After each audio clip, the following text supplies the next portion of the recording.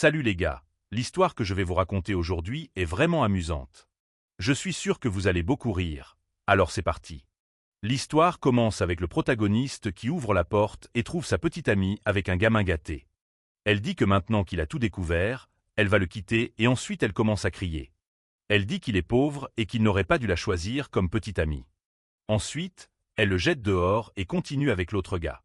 Le protagoniste rentre chez lui en pleurant et quand il s'y attend le moins. Il reçoit une notification sur son téléphone. Ce cocu continue de penser que c'est sa petite amie, qui regrette et lui envoie un message, mais non, en fait. C'est une notification WhatsApp lui demandant s'il veut mettre à jour. Alors il clique sur le bouton et met à jour son application. Un certain temps plus tard, il se retrouve dans un groupe plein de gens fous. Certains d'entre eux ont des noms comme Seigneur du tonnerre, Mère de la foudre, Dieu tout-puissant des miracles et d'autres noms fous. Il pense que ce ne sont qu'une bande de bizarres. Et finit par ne pas prêter beaucoup attention à ce groupe sur WhatsApp. Cependant, il reçoit une notification de la déesse de la richesse et quand il appuie dessus, une enveloppe s'ouvre. On dirait qu'il a gagné un point de mérite. Son téléphone commence à sonner. À cause des innombrables messages qui arrivent et il commence à trouver ces gens plutôt drôles. À cause des messages qu'ils échangent là. Ensuite, il reçoit une nouvelle notification, qui est une demande d'amis. Le nom de cette personne est Jade Bunny. Il se demande si cette fille ressemble à la photo, car il la trouvait très jolie. Ensuite, elle lui demande s'il veut dépenser 10 points de mérite pour voir une photo d'elle en train de prendre un bain. Il pense déjà que c'est un piège. Cependant, elle lui envoie cette photo même sans qu'il paie et Léo, qui est notre protagoniste, finit par cliquer sur cette photo et est choqué par ce qu'il voit. Ensuite, un de ses amis apparaît là dans le dortoir de l'université, en disant qu'il a des nouvelles urgentes. La chanteuse Lily, qui est la plus belle fille de l'université, chante dans le bar à proximité. Après que son ami soit parti, notre protagoniste reçoit un livre mystérieux. Après que son ami soit parti, notre protagoniste reçoit un livre mystérieux. Ce livre semble qu'ils apparaissent de nulle part et il trouve cela un peu étrange. En arrivant au bar, il trouve Lily en train de chanter, elle est vraiment très belle. Les amis de Léo mentionnent même qu'elle est la plus belle fille de la ville. Et même Léo, le protagoniste, est enchanté, il ne peut pas résister. Quand Lily finit de chanter, un intimidateur s'approche d'elle. Disant qu'il va payer un verre, il commence à être désagréable avec elle. Et les autres gars là-bas dans le bar se sentent désolés parce que cet intimidateur nommé Chase ne la laisse pas tranquille et à cause de cela, personne ne fait rien, il continue juste à regarder. Notre protagoniste, cependant, réalise qu'elle est en danger.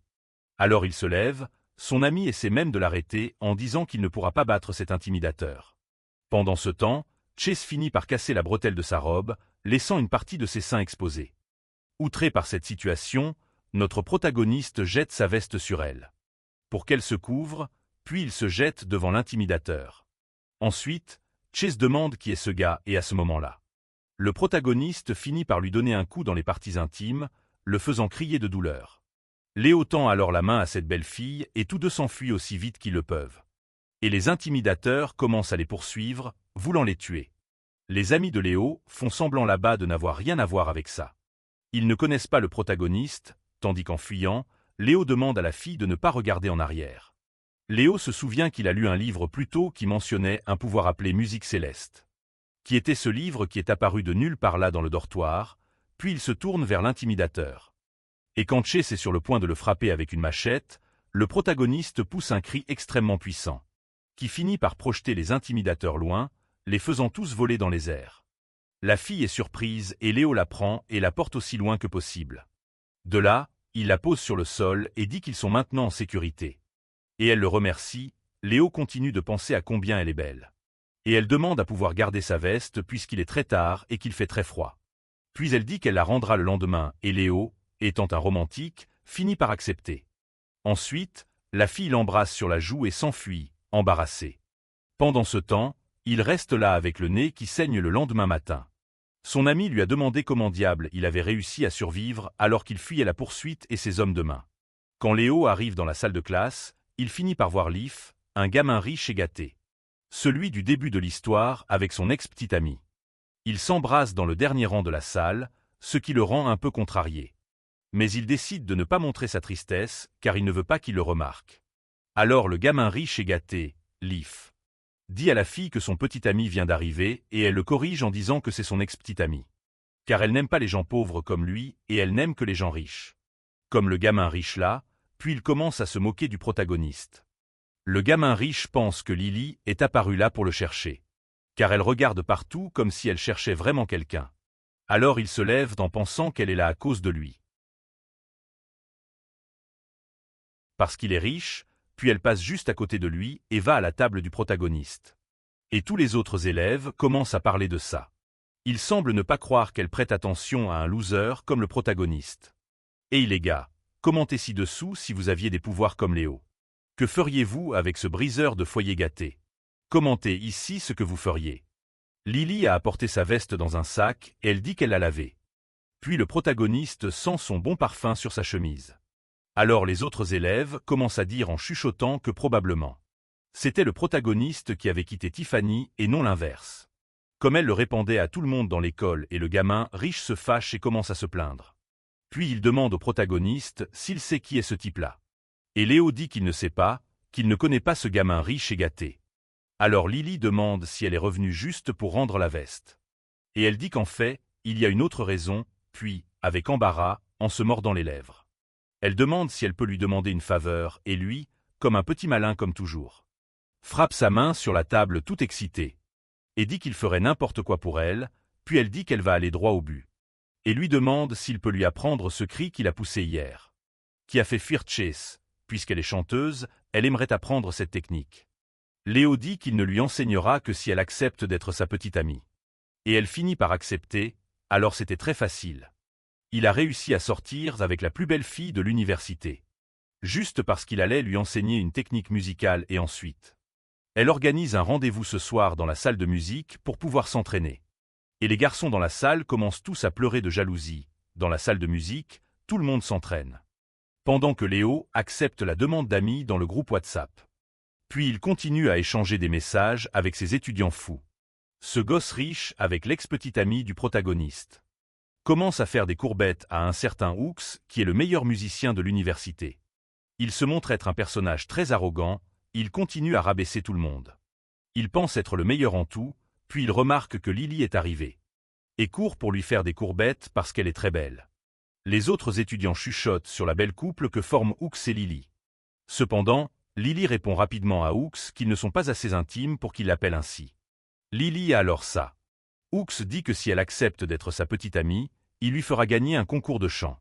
Parce qu'il est ami avec l'un des juges, elle refuse et dit qu'elle veut gagner par elle-même. Et que son petit ami l'entraînera pour qu'elle puisse devenir championne.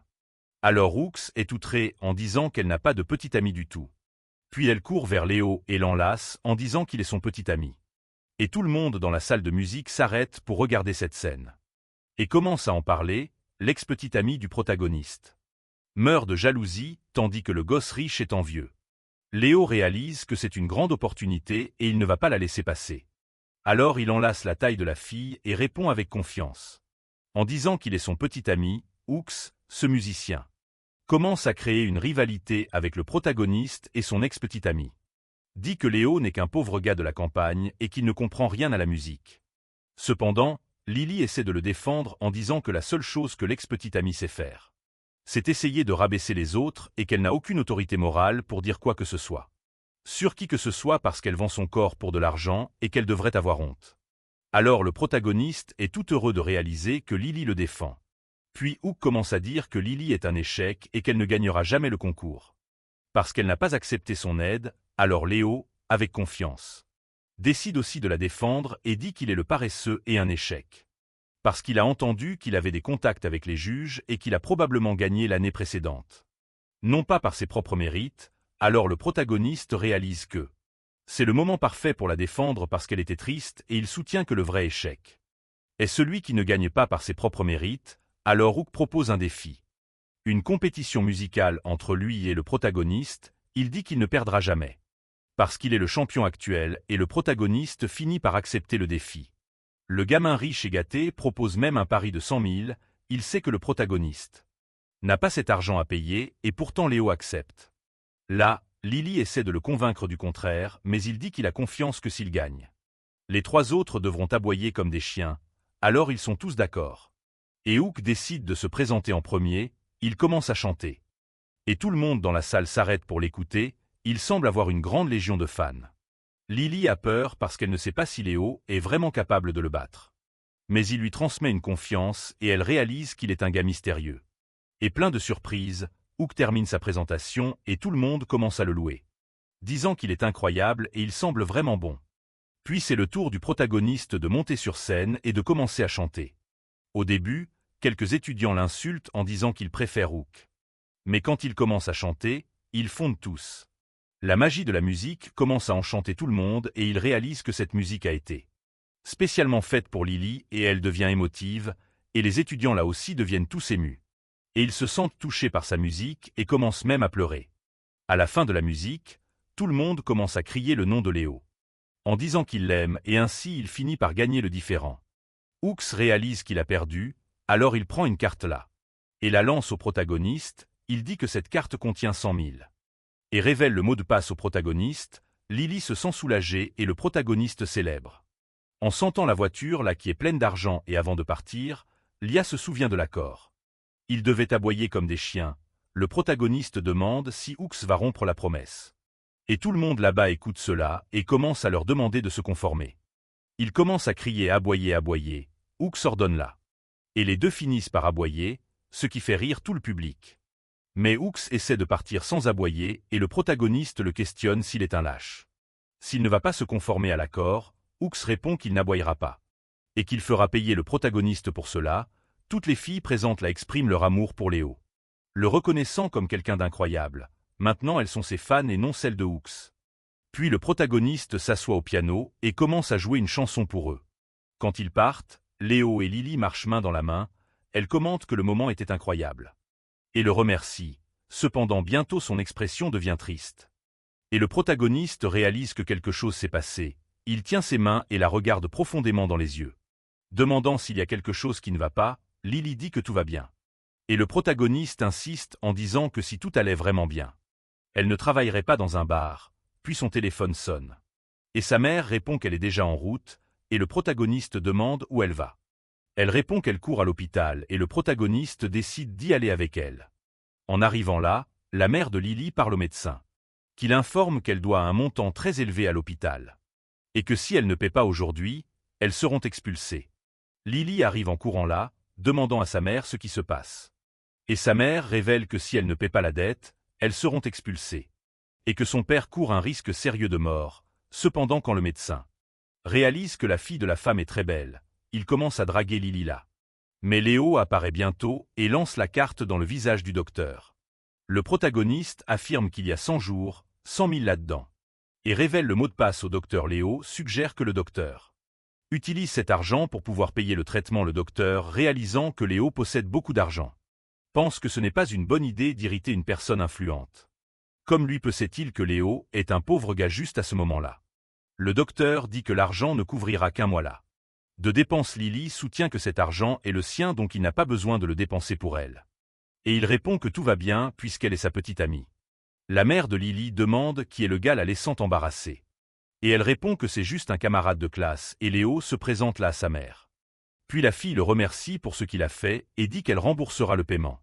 Et Léo dit qu'elle n'en a pas besoin. Le protagoniste se demande pourquoi elle n'a pas dit qu'ils étaient petite amie et petite amie.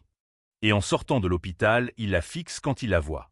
Elle se retourne rapidement et l'embrasse en le remerciant.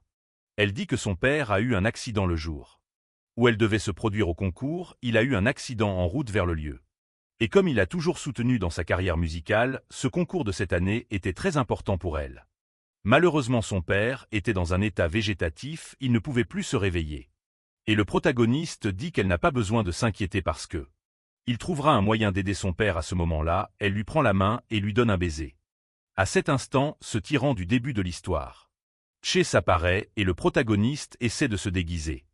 Les amis du tyran finissent par l'alerter que ce garçon-là est celui qui a semé la confusion là à la fête, puis le protagoniste, avec sa petite amie, essaie de se faufiler. Mais Chase s'approche et cherche des ennuis, cependant il réalise que le protagoniste a poussé ce cri très fort le repoussant, donc il a peur du protagoniste. Léo réalise tout ce qui se passe là et essaie de calmer les esprits. Et le harceleur réalise alors que C'est une excellente occasion pour lui d'éviter le combat avec le protagoniste. Car il sait qu'il sera encore battu, alors avant de partir, Chase demande où se trouve l'université. Et le protagoniste lui indique le chemin sans le savoir. Chase mentionne qu'il doit aller à cette université pour donner une raclée à un étudiant nommé Léo. Léo et Lily réalisent alors que Hooks a appelé ses harceleurs pour pouvoir le battre, puis Lily s'inquiète et le protagoniste lui demande si elle s'inquiète pour lui et elle dit que oui. Et il finit par dire qu'elle n'a pas besoin de s'inquiéter et qu'il trouvera aussi un moyen de l'aider, elle et son père. Et lui demande de ne pas s'inquiéter pour ça, puis il l'accompagne jusqu'au dortoir. Et ils se disent au revoir là à l'entrée, puis il prend son téléphone et commence à lire les messages des membres de ce groupe. Sur WhatsApp, il décide de demander si quelqu'un sait comment sauver un patient dans un état végétatif. Les membres du groupe ne comprennent pas et commencent à suggérer un jardinier, un biologiste ou un spécialiste des plantes. Ils ne savent pas ce que signifie un état végétatif. À ce moment-là, Jade, ce bunny, qui a envoyé la demande et lui a envoyé cette photo, apparaît sous forme d'hologramme sur son téléphone.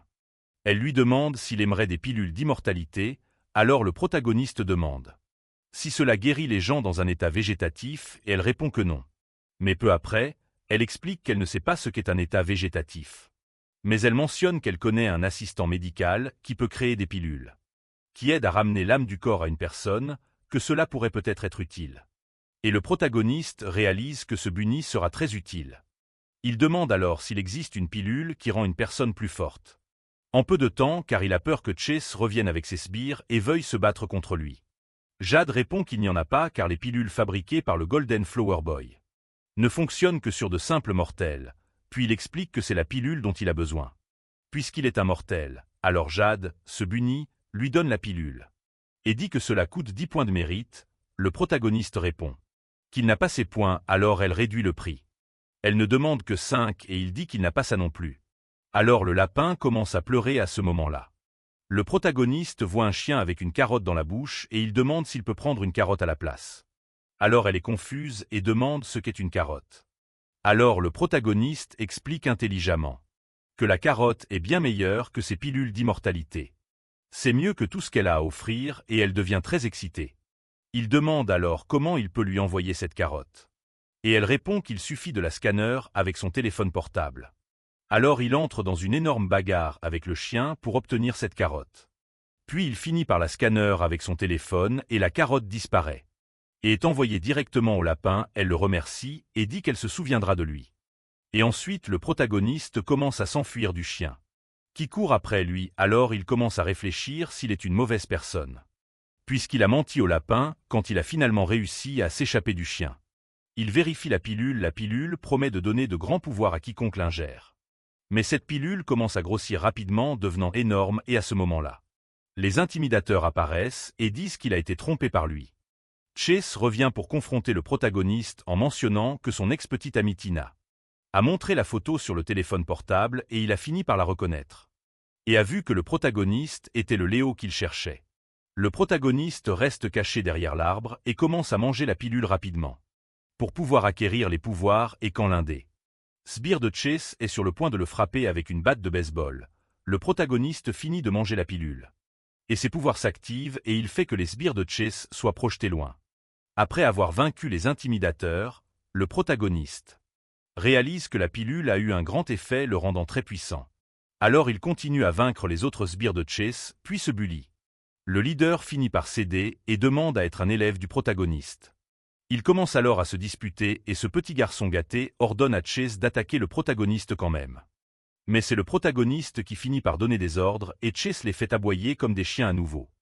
Puis le petit riche gâté dit qu'il n'a rien à voir avec ça. Et que rien ne se serait passé si ce n'était pas pour Tina et Hooks. Qui sont les coupables, alors le protagoniste dit au riche de passer un message à Hooks en lui demandant de ne rien faire dans son dos. Qu'il devrait agir comme un vrai homme et ensuite Chase commence à faire des courbettes devant le protagoniste, demandant à lui apprendre les coups qu'il vient d'utiliser alors. Le protagoniste finit par parler d'un entraînement similaire à celui de Saitama de One Punch Man. Puis ce tyran le remercie et finit par s'en aller le lendemain. Le colocataire du protagoniste le pince et le réveille. Le protagoniste est mort de fatigue là. Donc il ne peut même pas ouvrir les yeux correctement, puis son ami dit que la vidéo de lui chantant là dans la salle de musique est devenu viral et que tout le monde dit que maintenant, il est le roi de la musique et que Lily est une chanteuse qui a fini par se trouver un petit ami. Donc elle devient aussi célèbre, il commente mal sur X.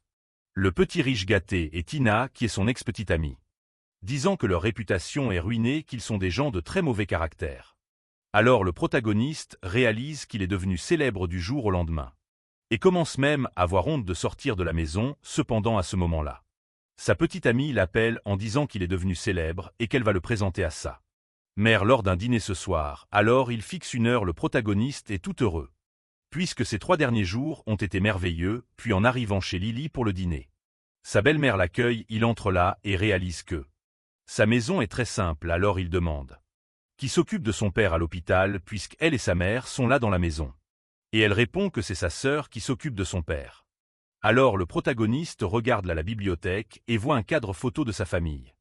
La mère de Lily sert le dîner et le protagoniste dit que c'est délicieux. Elle le remercie et mentionne qu'elle aurait aimé l'emmener dans un restaurant plus sophistiqué mais qu'elle ne l'a pas fait. Parce qu'il n'avait pas d'argent pour ça, mais le protagoniste Léo dit que ce n'est pas nécessaire car il préfère de loin la nourriture faite maison. Puis il commence à manger rapidement là-bas jusqu'à s'étouffer et il rit en lui disant de manger calmement. Puisque ce n'était pas une compétition après le dîner, la mère de la fille dit qu'elle doit aller à l'hôpital et demande à Léo de garder sa fille compagnie. Puis il reste là seul, mal à l'aise, ne sachant pas quoi dire. La fille suggère qu'il s'asseye sur le canapé et qu'elle aille chercher de l'eau. Mais tous deux restent là, embarrassés, ne sachant pas quoi dire pendant que Lily va chercher des fruits.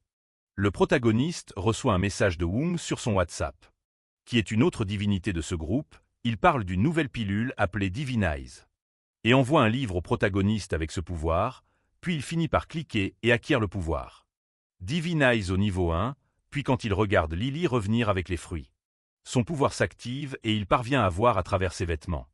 Je parie que la plupart d'entre vous aimeraient avoir un pouvoir comme ça ici, n'est-ce pas? Espèce de filou, puis il devient nerveux et finit par cracher l'eau qu'il était en train de boire et pendant qu'elle reste là, arrêté à essayer de comprendre tout ce qui se passe, le protagoniste se frotte les yeux. Et ses pouvoirs divins se désactivent, puis il essaie de donner une excuse là, en disant qu'il s'est étouffé avec l'eau, puis il comprend ce que ce pouvoir Divine Eyes peut faire et il trouve ce pouvoir vraiment incroyable. Quand Lily est sur le point de s'asseoir, le protagoniste lui prend la main et l'attire près de son corps et ils s'embrassent pendant quelques secondes. Mais le protagoniste finit par trop s'exciter et touche une zone qu'il ne devrait pas. Puis elle le repousse en lui disant de ne pas faire ça chez elle. Léo devient tout gêné en s'excusant, disant qu'il n'a pas pu se retenir. Mais Lily commence à rire en disant qu'il est idiot. Dit que ça va, qu'elle était juste surprise parce que la dernière fois qu'ils se sont embrassés, ils ont été interrompus par Chase, puis elle lui demande de rester calme et de se détendre. Il donne un rire maladroit et dit qu'elle est vraiment adorable. Puis Lily se souvient que son père est à l'hôpital, hospitalisé dans un état grave.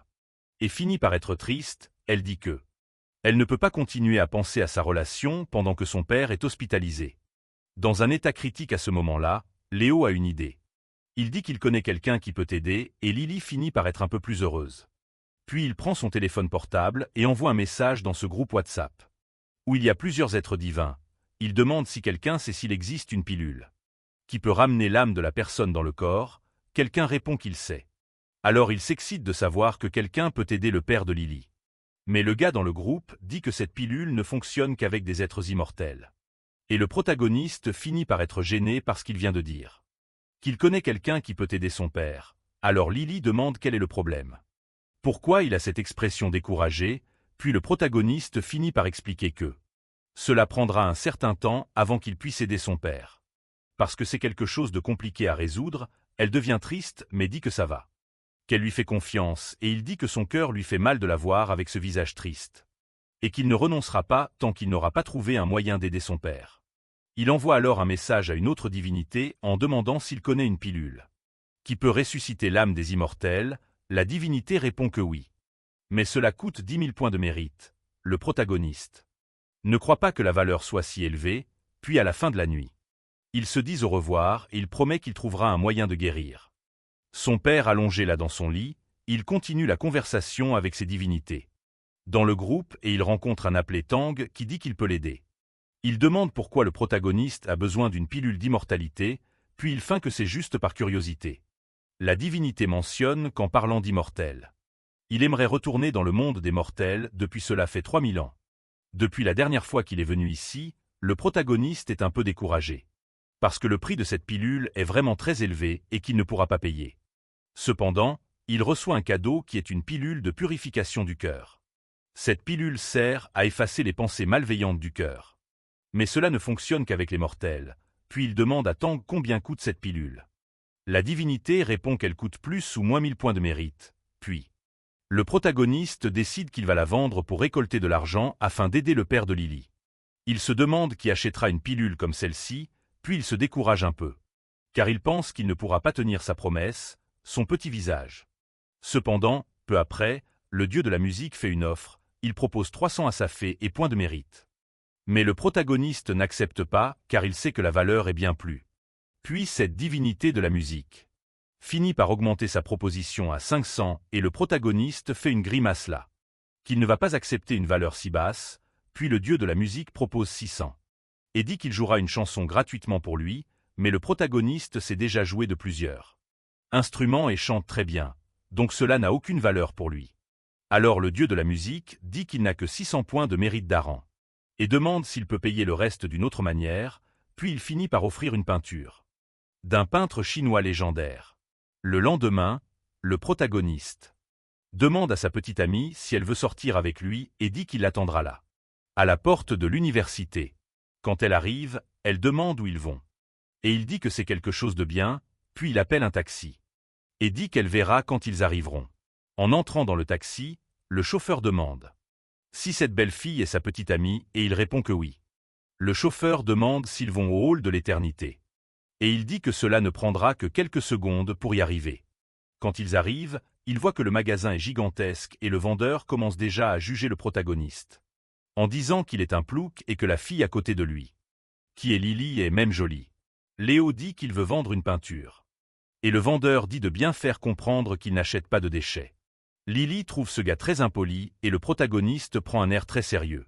Léo a dit que c'est une peinture de Tang Bo ou un peintre chinois légendaire. Alors le vendeur dit qu'il rigole puisque cette peinture de ce peintre légendaire n'est pas à vendre sur le marché et que les pièces originales sont extrêmement rares. Et qu'il n'achète pas de réplique, alors le protagoniste pourrait partir d'ici. Léo dit que le vendeur est un homme stupide et appelle sa petite amie pour partir, puisque d'autres personnes aimeraient acheter une peinture originale de ce peintre légendaire. À ce moment-là, le propriétaire du magasin apparaît et demande si cette peinture est vraiment originale. Léo dit que oui et le vendeur interrompt en disant que ce n'est qu'une réplique. Le propriétaire du magasin dit qu'il ne devrait pas essayer de tromper les autres. Et Léo dit que c'est vraiment une pièce originale, s'il pense vraiment que c'est une réplique. Alors il devrait aller dans un autre magasin puisque celui-ci ici n'a pas la réputation qu'il mérite et que les véritables trompeurs, ce sont eux. À ce moment-là, nous voyons que le protagoniste a beaucoup changé. Il n'est plus ce fou du début de l'histoire. Il devient déjà un très mauvais gars, puis le vendeur lui demande de montrer la peinture. Alors il ouvre la boîte et déroule le rouleau avec la peinture sur la table. Le vendeur devient nerveux et frappe sa main sur la table, en disant que ce n'est même pas une réplique, que c'est vraiment une fraude, et qu'il devrait appeler la police sur le protagoniste, le propriétaire du magasin. Dit qu'il est dans ce métier depuis des décennies et qu'il n'a jamais entendu parler de cette peinture. Et le protagoniste est embarrassé avec sa petite amie Lily. Il continue à parler fort, maudissant le protagoniste là. Et cela finit par attirer l'attention de tout le monde là-bas dans la rue. Et son ex-petite amie est avec ce petit garçon gâté, Hooks. Passé par là et décide de provoquer le protagoniste, ils disent qu'un pauvre gars comme lui n'aurait jamais quelque chose de précieux, que ce ne peut être que quelque chose de faux. Et le protagoniste se demande pourquoi il ne le laisse pas tranquille. Le propriétaire du magasin réalise que Hooks est entré là et commence à le traiter très bien puisqu'il est riche, puis il finit par dire bonjour à Lily. Et Lily répond rudement qu'elle ne le connaît pas, puis elle demande à pouvoir partir. Parce qu'elle n'aime pas ces garçons et le protagoniste dit que ça va. Mais ce type prétentieux ne les laisse pas partir et demande à voir ce qu'il a de précieux là. Pour vendre, plusieurs personnes dans la rue commencent à entrer dans le magasin pour voir ce qui se passe. Puisque c'est une dispute bruyante, ils commentent qu'il y a un charlatan là-bas, essayant de vendre une œuvre forgée et qu'il va sûrement avoir des ennuis à cause de ça. D'autres disent qu'un charlatan essaie de vendre une peinture du légendaire. Tang Bohu et qu'elle n'est probablement pas originale, puis Tina avec son petit ami essaie de l'humilier en disant qu'il est un fraudeur et qu'il doit bientôt admettre qu'il essaie de tromper tout le monde. Puis Léo devient appréhensif réalisant que tout le monde là-bas essaie de se moquer de lui, mais il dit qu'il ne laissera pas cela arriver. Puis il finit par dire à tout le monde qu'il va montrer l'œuvre. Mais que ferait-il si cette œuvre était vraiment originale? Alors le gars prétentieux, en entendant cela, commence à rire. Et tout le monde dehors commence aussi à rire, très fort. Puis le protagoniste demande à nouveau que se passerait-il si c'était original. Alors Hook dit que si c'est original, il changera son nom de famille pour celui de la famille du protagoniste. Il dit cela sous forme de moquerie car il veut humilier le protagoniste. Mais le protagoniste s'en sort très bien car il dit qu'il n'aimerait pas avoir un fils comme lui. Alors Hook, nerveux, dit que si l'œuvre est vraiment originale, il achètera n'importe quelle pièce là-bas dans le magasin, il peut choisir n'importe quelle pièce qu'il achètera. Léo trouve cette proposition intéressante, mais il dit qu'il a encore une autre condition. Puisque ce jour-là, lors du concours de musique, il a réussi à s'en sortir et n'a pas aboyé. Maintenant Hook devra tenir sa promesse, car s'il ne le fait pas encore, ce serait très embarrassant. Alors le protagoniste demande s'il aurait le courage d'aboyer. Hook dit que ça va. Mais si c'est faux, il devra arrêter de sortir avec Lily et il devra quitter le magasin. En rampant sur le sol, le protagoniste accepte l'accord. Puis il met le rouleau là sur la table et tout le monde devient appréhensif, voulant voir ce qu'il y a à l'intérieur, puis il ouvre le rouleau et c'est une œuvre, disons chaude. Tout le monde là-bas est choqué et puis il commence à rire. Lily donne une petite pincée à Léo et dit que c'est vraiment embarrassant. Le protagoniste se demande pourquoi cette divinité lui mentirait. Jamais une divinité ne donnerait une œuvre forgée, donc il n'est pas là. Que ce soit vraiment original ou non, puis il se tourne vers le public et demande si quelqu'un peut authentifier cette peinture. Puis il commence à discuter s'il y a quelqu'un ici. Jusqu'à cette mission, un homme apparaît en disant qu'il peut essayer. Ce gentleman dit qu'il a déjà authentifié plusieurs œuvres originales de Tang Bohu. Le protagoniste demande si son nom est Monsieur Hang. Son assistant dit qu'il est le vice-président de l'association chinoise de peinture et calligraphie. Il a déjà authentifié 3 œuvres originales de ce peintre légendaire.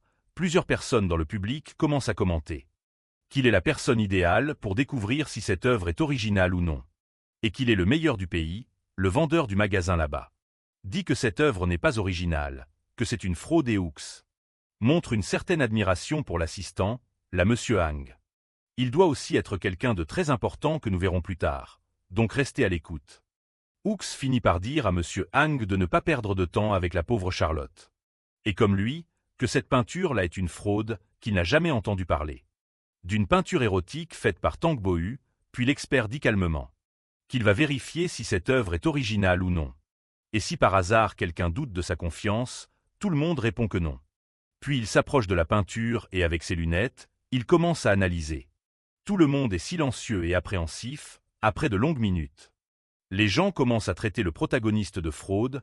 Hooks commence à chanter victoire avant l'heure, en disant que le protagoniste devra partir comme un petit chien rampant sur le sol. Et le protagoniste se demande si le dieu de la musique lui aurait remis la peinture fausse, puis l'expert demande comment il a obtenu cette peinture. Et le protagoniste dit que c'était un cadeau d'un ami à lui. Ce gentleman dit que son ami est très généreux et demande au protagoniste quel prix il veut pour cette œuvre, qu'il peut dire le prix qu'il veut, qu'il paiera. Tout le monde qui rit là maintenant est silencieux. Et il ne croit pas ce qu'ils viennent d'entendre. Le gentleman lui dit d'y aller et de dire le prix. Bientôt Tina dit que ce vieil homme doit conspirer avec Léo, et que les deux doivent être des escrocs, puis le gamin riche et gâté l'interrompt, en mettant sa main sur sa bouche pour qu'elle ne dise rien d'autre. Parce qu'il sait qu'elle va lui faire subir encore plus d'embarras, Léo dit que, comme il a aimé et aidé à authentifier cette œuvre, il fera une remise, il ne demandera que 10 millions. La foule commence à penser qu'il est fou de mettre un prix aussi élevé. Puis ils disent que c'est trop d'argent pour qu'il arrête de jouer avec ce gentleman. Mais l'expert commence à rire et dit que une autre œuvre de cet auteur a été vendue il y a quelques années pour 11 500 000. Donc vraiment, il faisait une remise pour lui. L'assistant spécialiste a demandé au protagoniste son numéro de compte bancaire parce qu'il va transférer l'argent tout de suite. Et le protagoniste pense là qu'il aurait dû demander plus, n'est-ce pas? Qu'il a demandé peu, puis il regarde son téléphone. Et est extrêmement heureux parce qu'il est riche. son argent est tombé sur le compte. Son ex-petite amie intéressée revient en courant en disant qu'elle aime Léo. Cependant Lily et Léo lui-même disent non et elle se met triste dans le coin. Elle appelle alors ses amis pour partir, mais Léo dit qu'il doit attendre. Et qu'il ne s'enfuira pas encore cette fois. Il répond qu'il n'essayait pas de s'enfuir et que le protagoniste peut choisir n'importe quoi. Qu'il paiera comme il l'a dit, puis le protagoniste commence à choisir quelque chose. Et le prétentieux pense qu'il serait bon que le protagoniste ne choisisse rien de cher, puis le protagoniste demande au propriétaire du magasin combien coûte cette peinture. Et le gentleman répond qu'elle coûte entre 100 et 100 000, le gars à l'arrière écoute tout. Alors le protagoniste décide de prendre quelque chose d'encore plus cher. Donc le gars devient furieux tandis que Lily rit, puis il choisit une peinture d'1 million. En additionnant tout l'argent qu'il a déjà gagné, cela fait 11 millions, il devient millionnaire. Puis il demande à Lily si ce n'est pas vraiment trop, et elle dit d'une manière mignonne que si. Puis il lui pose une question coquine s'il ne voudrait pas voir quelque chose. Puis il lui pose une question coquine pour savoir si elle ne voudrait pas voir quelque chose. Encore plus incroyable qu'il est alors elle devient embarrassée. Et dit qu'il y a beaucoup de gens là près, Hook commence à s'éloigner. En disant que le protagoniste ne doit pas se vanter et que la prochaine fois il ne le laissera pas s'en tirer à bon compte. Mais Léo l'appelle et dit qu'il y a quelque chose qu'il n'a pas encore fait. Qui est d'imiter un chien, il commence à se plaindre en disant qu'il ne fera pas ça. Cependant, cet assistant du spécialiste dit qu'il doit tenir sa parole. Alors il se retrouve sans issue et finit par imiter un chien. Peu après, il devient furieux et ordonne à ses amis d'imiter aussi un chien. Et ils imitent aussi, et toute cette foule commence à rire d'eux. Quand le protagoniste sort du magasin avec sa petite amie. Tout le monde qui était là autour commence à commenter à leur sujet. Lily demande à son petit ami si ce tableau qu'il a vendu est vraiment original. Et demande aussi si c'était un cadeau d'un de ses amis, il répond que non, qu'il a juste trouvé ce tableau. Puis il appelle Lily pour s'entraîner à chanter mais avant. Il doit passer par son dortoir pour ranger ce tableau. Quand il arrive dans la salle de chant, tous les étudiants courent pour le trouver. Il vient juste de gagner une légion de fans, cependant Lily est laissée de côté.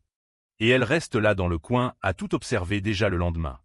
Tôt le matin, il se réveille pour vérifier son WhatsApp. Il réalise qu'il n'a pas reçu cette enveloppe rouge.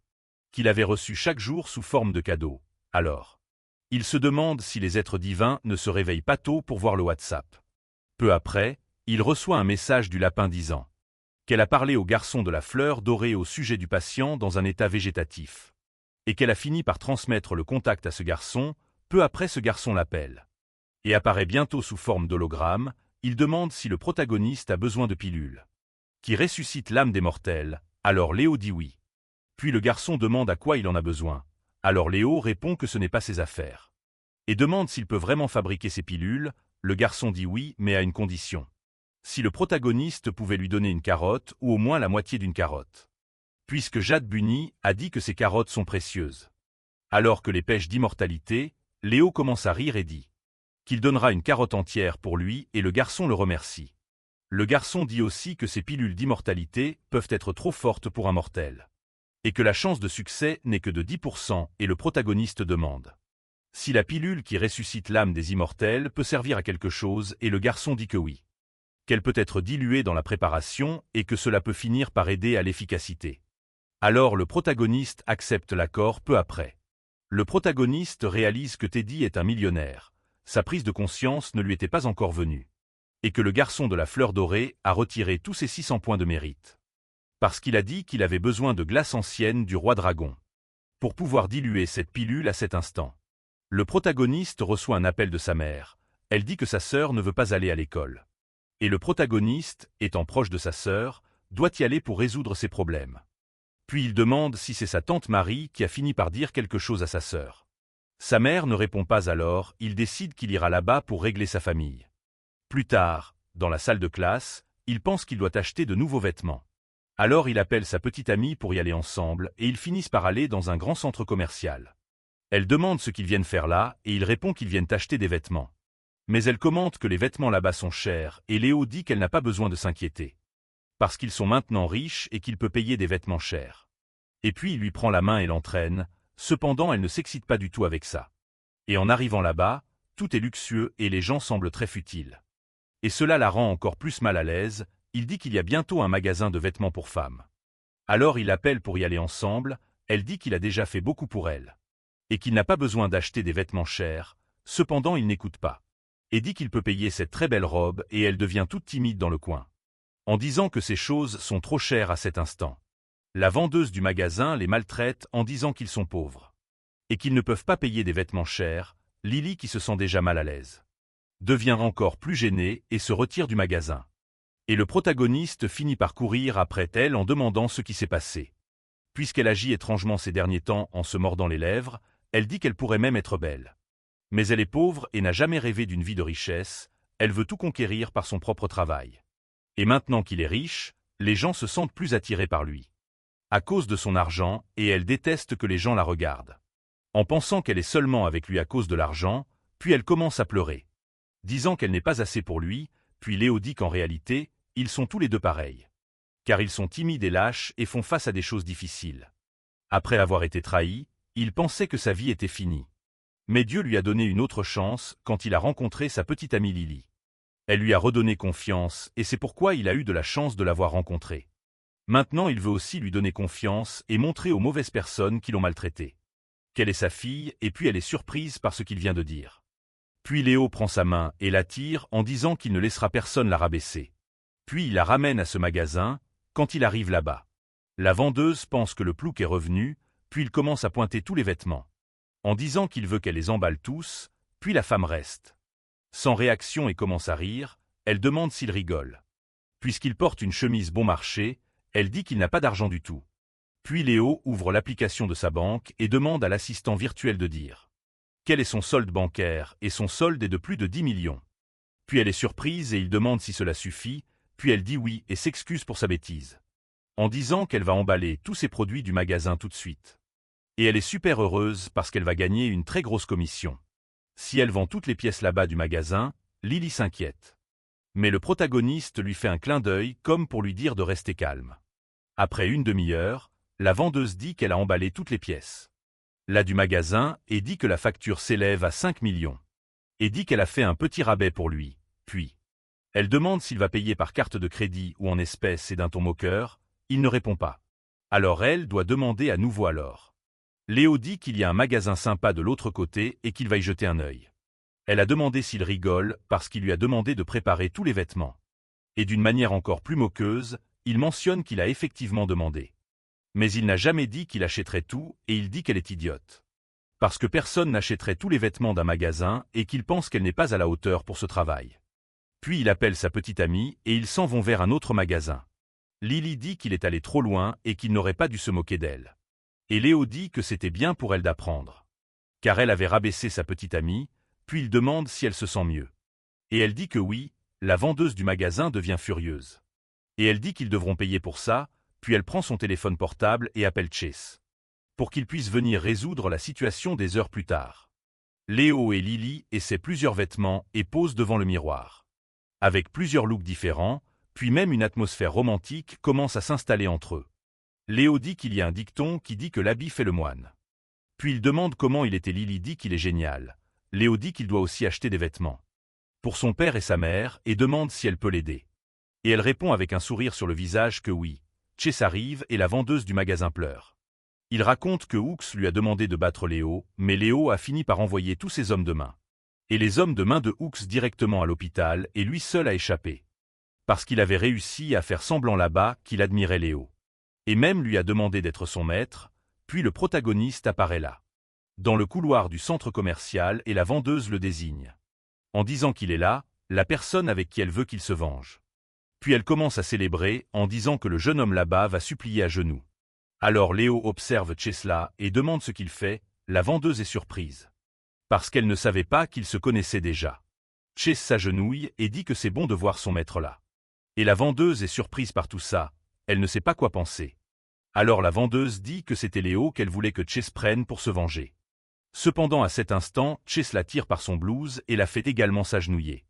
L'appelant stupide de ne pas s'être mêlé de son maître. Léo demande ce qu'il fait avec cette femme et il explique qu'elle est son ex-petite amie. Puis le protagoniste demande à Chase s'il connaît un endroit où il peut acheter une voiture. Parce qu'il a acheté beaucoup de vêtements et de nourriture et qu'il a maintenant besoin d'une voiture et Chase dit qu'il va l'y emmener et lui demande de monter dans sa camionnette. Puis ils montent et s'en vont laissant la vendeuse là abandonnée. Seule par terre, Lily ne comprend pas pourquoi Chase avait peur de Léo. Parce qu'elle ne savait pas que son petit ami lui avait donné une raclée. Et à ses hommes de main, alors le protagoniste se déguise en disant qu'il a probablement impressionné avec son charme. Il dit à sa petite amie de choisir une voiture, mais elle ne comprend pas trop. Puis le vendeur apparaît et se présente comme Jacques et il commence à proposer plusieurs voitures. Il propose une à 900 000, mais le protagoniste ne l'aime pas alors. Ensuite il propose une à 1,5 million et Léo n'aime pas non plus cette voiture. Alors le vendeur demande quelle voiture il veut, mais le protagoniste dit qu'il n'a aucune idée. Alors un client arrogant apparaît et dit au vendeur de ne pas s'inquiéter. Parce qu'il n'avait pas beaucoup d'argent, il était en train de manquer de respect à Léo. Il se présente comme Monsieur Lee et il dit que le vendeur est très expérimenté. Donc il devrait déjà imaginer que ce garçon-là n'avait pas d'argent pour payer une voiture de luxe. Le vendeur là se sent embarrassé et salue Monsieur Lee. Et Monsieur Lee dit qu'il est venu là pour acheter une voiture pour sa petite amie. Et qu'il est déjà en train de choisir une voiture très chère, puis il voit Lily là et la trouve très belle. Et commence à flirter avec elle et elle se sent mal à l'aise. Le protagoniste dit qu'ils ne sont que des gens normaux, mais lui oui. Il ressemble à une grenouille qui mange un cygne et la fille là-t-elle demande si ça. Si le protagoniste pense qu'elle ressemble à un cygne et dit qu'il est mignon, alors ce Monsieur Lee se plaint. Demandant s'il ressemble vraiment à une grenouille et sa petite amie corrige. En disant que ce n'est pas ce qu'elle voulait dire, alors Léo trouve enfin une voiture qu'il aime et choisit. Et le vendeur dit que cette voiture coûte 4 millions, alors tout le monde la lève les yeux au ciel, n'est-ce pas? Je commence même à penser que l'argent du protagoniste va bientôt s'épuiser. Et vous, que feriez-vous si vous gagnez 10 millions? Dites-le nous dans les commentaires. Ensuite, il dit qu'il prendra cette voiture comme cadeau pour sa petite amie. Et la petite amie de Monsieur Lee a dit qu'elle en voulait aussi une pour elle. Alors il lui dit de se taire et dit qu'elle va trop loin. Il les laisse au concessionnaire dans une supercar et Léo et Lily sont stylés là. Avec les nouveaux vêtements et les lunettes de soleil, ils partent en accélérant à travers la ville. Et quand ils arrivent à l'université, tout le monde commence à les regarder passer. Ils commencent à remarquer cette supercar, puis ils descendent. La voiture étincelante attire l'attention de tout le monde et Léo dit qu'ils sont maintenant sous les projecteurs. Et Lily dit qu'il doit être très enthousiaste maintenant, puis il dit qu'il va bientôt retourner dans sa ville natale. Demain tôt, et il aimerait qu'elle vienne avec lui, et elle répond qu'il est trop tôt pour rencontrer ses parents et qu'elle ne peut pas y aller parce que demain, elle devra rester avec son père à l'hôpital, puis le protagoniste la presse contre la voiture. Et lui demande si elle va lui manquer, mais elle s'enfuit. Parce qu'il y a beaucoup de gens qui regardent et il rit à l'intérieur du dortoir. Tout le monde est admiratif parce qu'il sort avec la plus belle fille de l'université. Puis il demande à qui appartient cette supercar. Alors, Léo explique qu'il a gagné une peinture très précieuse et l'a vendue, donc maintenant il est millionnaire. Et que cette voiture était un cadeau pour sa petite amie, mais elle ne sait pas conduire. Donc la voiture lui est finalement restée. Son amie dit qu'elle est une fille chanceuse. Et ses autres amis lui demandent de ne pas les oublier, juste parce qu'il est devenu riche. Alors Léo dit que quand il reviendra du voyage, il paiera un dîner pour tous. Le lendemain matin, il va chez ses parents dans une autre ville à la campagne. En chemin, il voit un garçon qui fait signe sur la route. Alors il s'arrête et le garçon explique que la voiture est tombée en panne, puis il demande s'il peut les emmener en ville. Ils disent qu'ils sont pressés, alors le monsieur descend de la voiture. Et demande s'il peut les emmener, alors. Les yeux divins du protagoniste s'activent seuls et il parvient à sentir une forte puissance. Émanant de ce monsieur, il réalise rapidement que ce n'est pas une personne normale. Cet homme âgé là-bas n'avait pas de termes comme énergie sanglante et énergie inspirante, qui surgissent dans l'esprit du protagoniste. L'énergie sanglante signifie que cet homme aurait pu tuer plus de 1000 personnes, mais il était aussi impliqué dans l'énergie inspirante. Ce qui fait que le protagoniste se sent comme un géant près de lui et ensuite, le protagoniste mentionne qu'il se sent minuscule près de cet homme. Ensuite, le protagoniste propose de le conduire en disant que c'est un plaisir de voyager avec la personne la plus âgée et lui demande de monter. L'homme dit que le protagoniste est un garçon intéressant et le remercie. Le garçon qui est là avec l'homme demande s'il doit chercher le garçon, mais l'homme dit que tout va bien.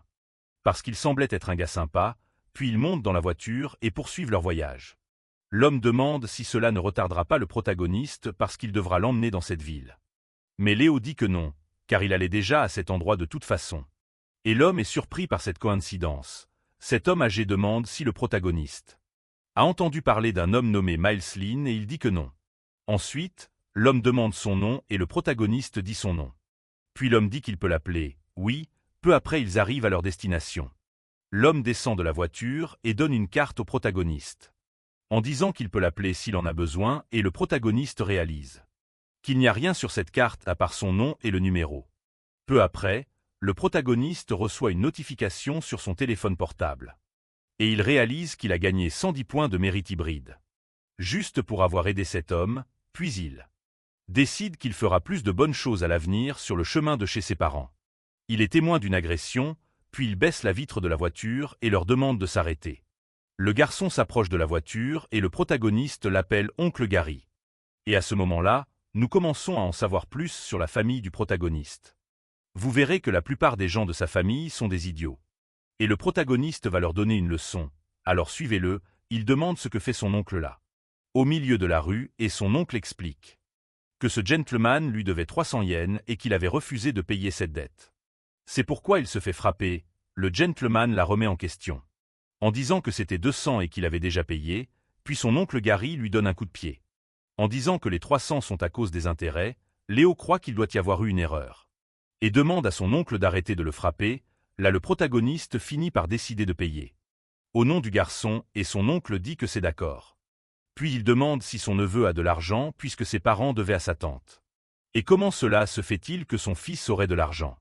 Mais son père n'en aurait pas, mais le protagoniste affirme qu'il en a. Puis il va à la voiture et cherche l'argent, de plus il offre des cigarettes. Et ils se réjouissent en disant qu'elles sont de bonnes marques. Puis il demande si Léo est riche maintenant puisqu'il a une belle voiture, qui coûte plus de 100 000, il ne savait pas que cette voiture coûte dans les millions, n'est-ce pas les gars? Alors le protagoniste explique que la voiture appartient à un de ses amis, et qu'il a juste emprunté et que les cigarettes lui appartiennent aussi. Alors son oncle dit que cela a du sens, puis Léo dit qu'il va emmener le garçon, et demande si son oncle ne s'en soucie pas, et il répond que non. Puisqu'il avait pris là l'argent qu'il était en train de récupérer, n'est-ce pas le gentleman dit qu'il ne peut pas permettre à Léo de payer sa dette, mais Léo insiste que tout va bien. En arrivant près de la voiture, le garçon dit qu'il ne peut pas entrer, parce que ses vêtements sont sales et cela va finir par salir la voiture. Mais Léo le rassure en disant qu'il n'y a pas de problème du tout. Puis Léo demande pourquoi il a emprunté de l'argent à son oncle et le gentleman explique que son fils voulait un nouveau téléphone portable et qu'il lui manquait 200 yuan. C'est pourquoi il avait emprunté cet argent, puis Léo lui demande de ne plus faire cela, car son oncle était un prêteur sur gage. Alors, le gentleman promet qu'il ne tombera plus dans ce piège, et dit qu'il ne voudra plus jamais emprunter d'argent avec eux alors. Ce gentleman mentionne là que Léo a une super voiture et qu'il doit bien s'en sortir dans la grande ville. Alors il souhaite que son fils soit à sa hauteur. Léo répond alors qu'il a emprunté la voiture. Mais le monsieur dit de ne pas essayer de le tromper, car cette voiture était même meilleure que celle de sa tante Marie. Puis Léo laisse ce monsieur chez lui, et lui donne un peu d'argent en disant que c'est pour qu'il aille dans une clinique médicale. Parce qu'il est très blessé, le monsieur dit qu'il est assez résistant, parce qu'il est agriculteur et qu'il ira bientôt mieux. Mais Léo lui donne alors une petite boîte et lui dit d'accepter. Alors le monsieur accepte et s'en va dans la maison du père de Léo où des discussions ont lieu.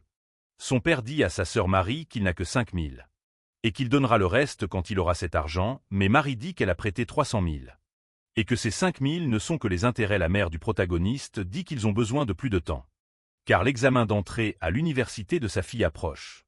Et ils ont besoin d'argent pour acheter de la nourriture pour sa fille amie. Tante Marie dit que ce n'est pas son problème et qu'ils ne font que retarder le paiement. Le père de Léo affirme qu'il ne retarde pas et qu'il paiera quand il aura de l'argent.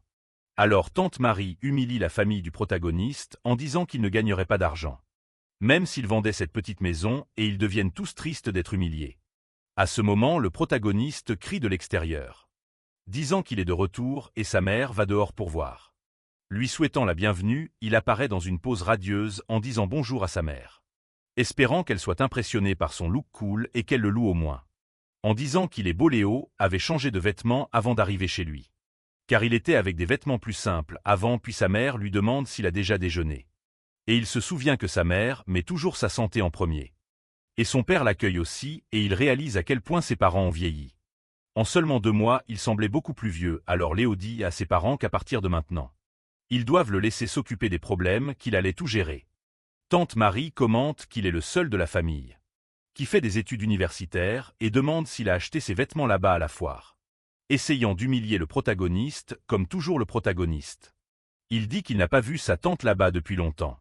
Et qu'elle semble beaucoup plus mince, elle le remercie en disant qu'il est mignon. Mais quand elle voit la voiture du protagoniste, elle demande si cette voiture est la sienne. Parce qu'elle semble très stylée, peu après elle commence déjà à manquer de respect. En disant que la marque de la voiture ne vaut rien et que sa voiture est bien meilleure. Parce que c'était d'une marque japonaise de renommée mondiale, ce qui nous fait comprendre qu'elle ne comprend rien aux voitures, alors le protagoniste dit qu'elle s'y connaît beaucoup en voiture et que cette voiture n'est pas la sienne. Que c'était une voiture empruntée à un ami, et ensuite elle l'avertit de faire attention. Car si la voiture tombe en panne, il n'aura pas d'argent pour la réparer. Et il pense au conseil de sa tante, puis elle revient sur le sujet de la dette. Et dit à ses parents de payer, sinon elle ne partira pas d'ici. Elle veut, les gars, les 35 000 mais le père de Léo a dit qu'il n'avait emprunté que 30 000. Et demander 5 000 d'intérêt est une exagération, mais tante Marie, elle, devient furieuse. En disant que les banques seraient fermées si ce n'était pas pour les intérêts. Et qu'elle était trop gentille d'avoir prêté de l'argent pour les factures médicales. Et pour les frais de scolarité de sa nièce amie, la mère de Léo rétorque. En disant que les intérêts sont très élevés et la petite sœur de Léo, Amie. Elle entend de derrière et commence à pleurer en disant qu'elle ne retournera plus à l'école. Et qu'elle va trouver un emploi pour gagner de l'argent et aider avec les factures là. De la famille, à ce moment le protagoniste apparaît avec beaucoup d'argent. Disant qu'il y a 35 000 là et demande à sa tante de compter. Elle est heureuse en voyant l'argent et la mère du protagoniste demande d'où il a eu cet argent et il mentionne qu'elle n'a pas besoin de savoir. Ensuite sa tante compte tout l'argent et peu après elle s'en va. Le protagoniste ouvre les bras et dit à sa petite sœur de venir le serrer dans ses bras. Et ensuite il s'enlace et il dit qu'à présent tout va bien.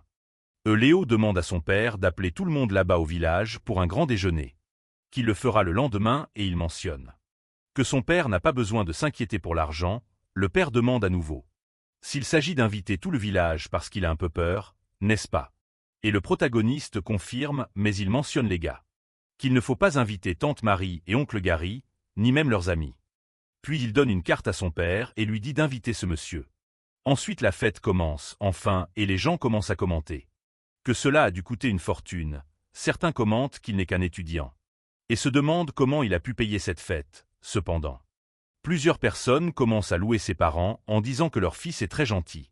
Et qu'il a un avenir prometteur, et les parents du protagoniste restent tous heureux. Pauvres d'eux, les gars, pendant que tante Marie, à l'intérieur de son manoir, découvre qu'il y a une fête qui se déroule là. Et elle devient furieuse parce qu'elle n'a pas été appelée, elle dit que toute la famille de Léo est ingrate. Parce qu'elle avait été gentille avec eux et qu'ils n'ont pas rendu ce service. Et ensuite elle dit qu'elle va appeler son frère Gary pour leur donner une leçon. Pendant que le protagoniste vérifie l'heure sur son téléphone, son père arrive. Pour informer que l'invité spécial est arrivé, il faisait référence à ce monsieur. Que Léo avait pris en voiture, le protagoniste le remercie d'être venu. Et le monsieur répond que c'est lui qui devrait remercier. D'avoir été invité, affirmant les gars qu'il ne manquerait pas un déjeuner gratuit. Ce monsieur semble être comme moi, je ne refuse pas la nourriture gratuite et vous les gars. Vous refusez la nourriture gratuite, encore plus un banquet comme celui-ci alors. Il mentionne que cela faisait longtemps qu'il n'avait pas mangé de la nourriture typique de ce pays et demande au protagoniste de ne pas le décevoir. Ensuite le vin est servi, préparé par les parents du protagoniste. Et ensuite Léo va vers son père et lui dit de servir la nourriture. Et le serveur commence à servir toutes les tables et le protagoniste porte un toast avec le monsieur. L'assistant de ce monsieur allait dire quelque chose sur Madame Hall, mais le monsieur l'interrompt. En disant qu'elle n'a pas besoin de découvrir qu'aujourd'hui il est de bonne humeur. Et affirme que tout va bien à cet instant, oncle Gary arrive. En frappant le mur avec une batte de baseball, effrayant tout le monde, il le demande. Il n'était pas invité et commence à intimider tous les invités. Il s'assoit à une table, met ses pieds dessus et demande qu'on lui apporte une boisson. Le père du protagoniste dit que c'est bon de le voir et qu'il va lui servir un verre. Mais l'oncle Gary finit par jeter cette bouteille. Il dit qu'il comprend que son neveu va bien, mais qu'il les affronte maintenant comme des étrangers.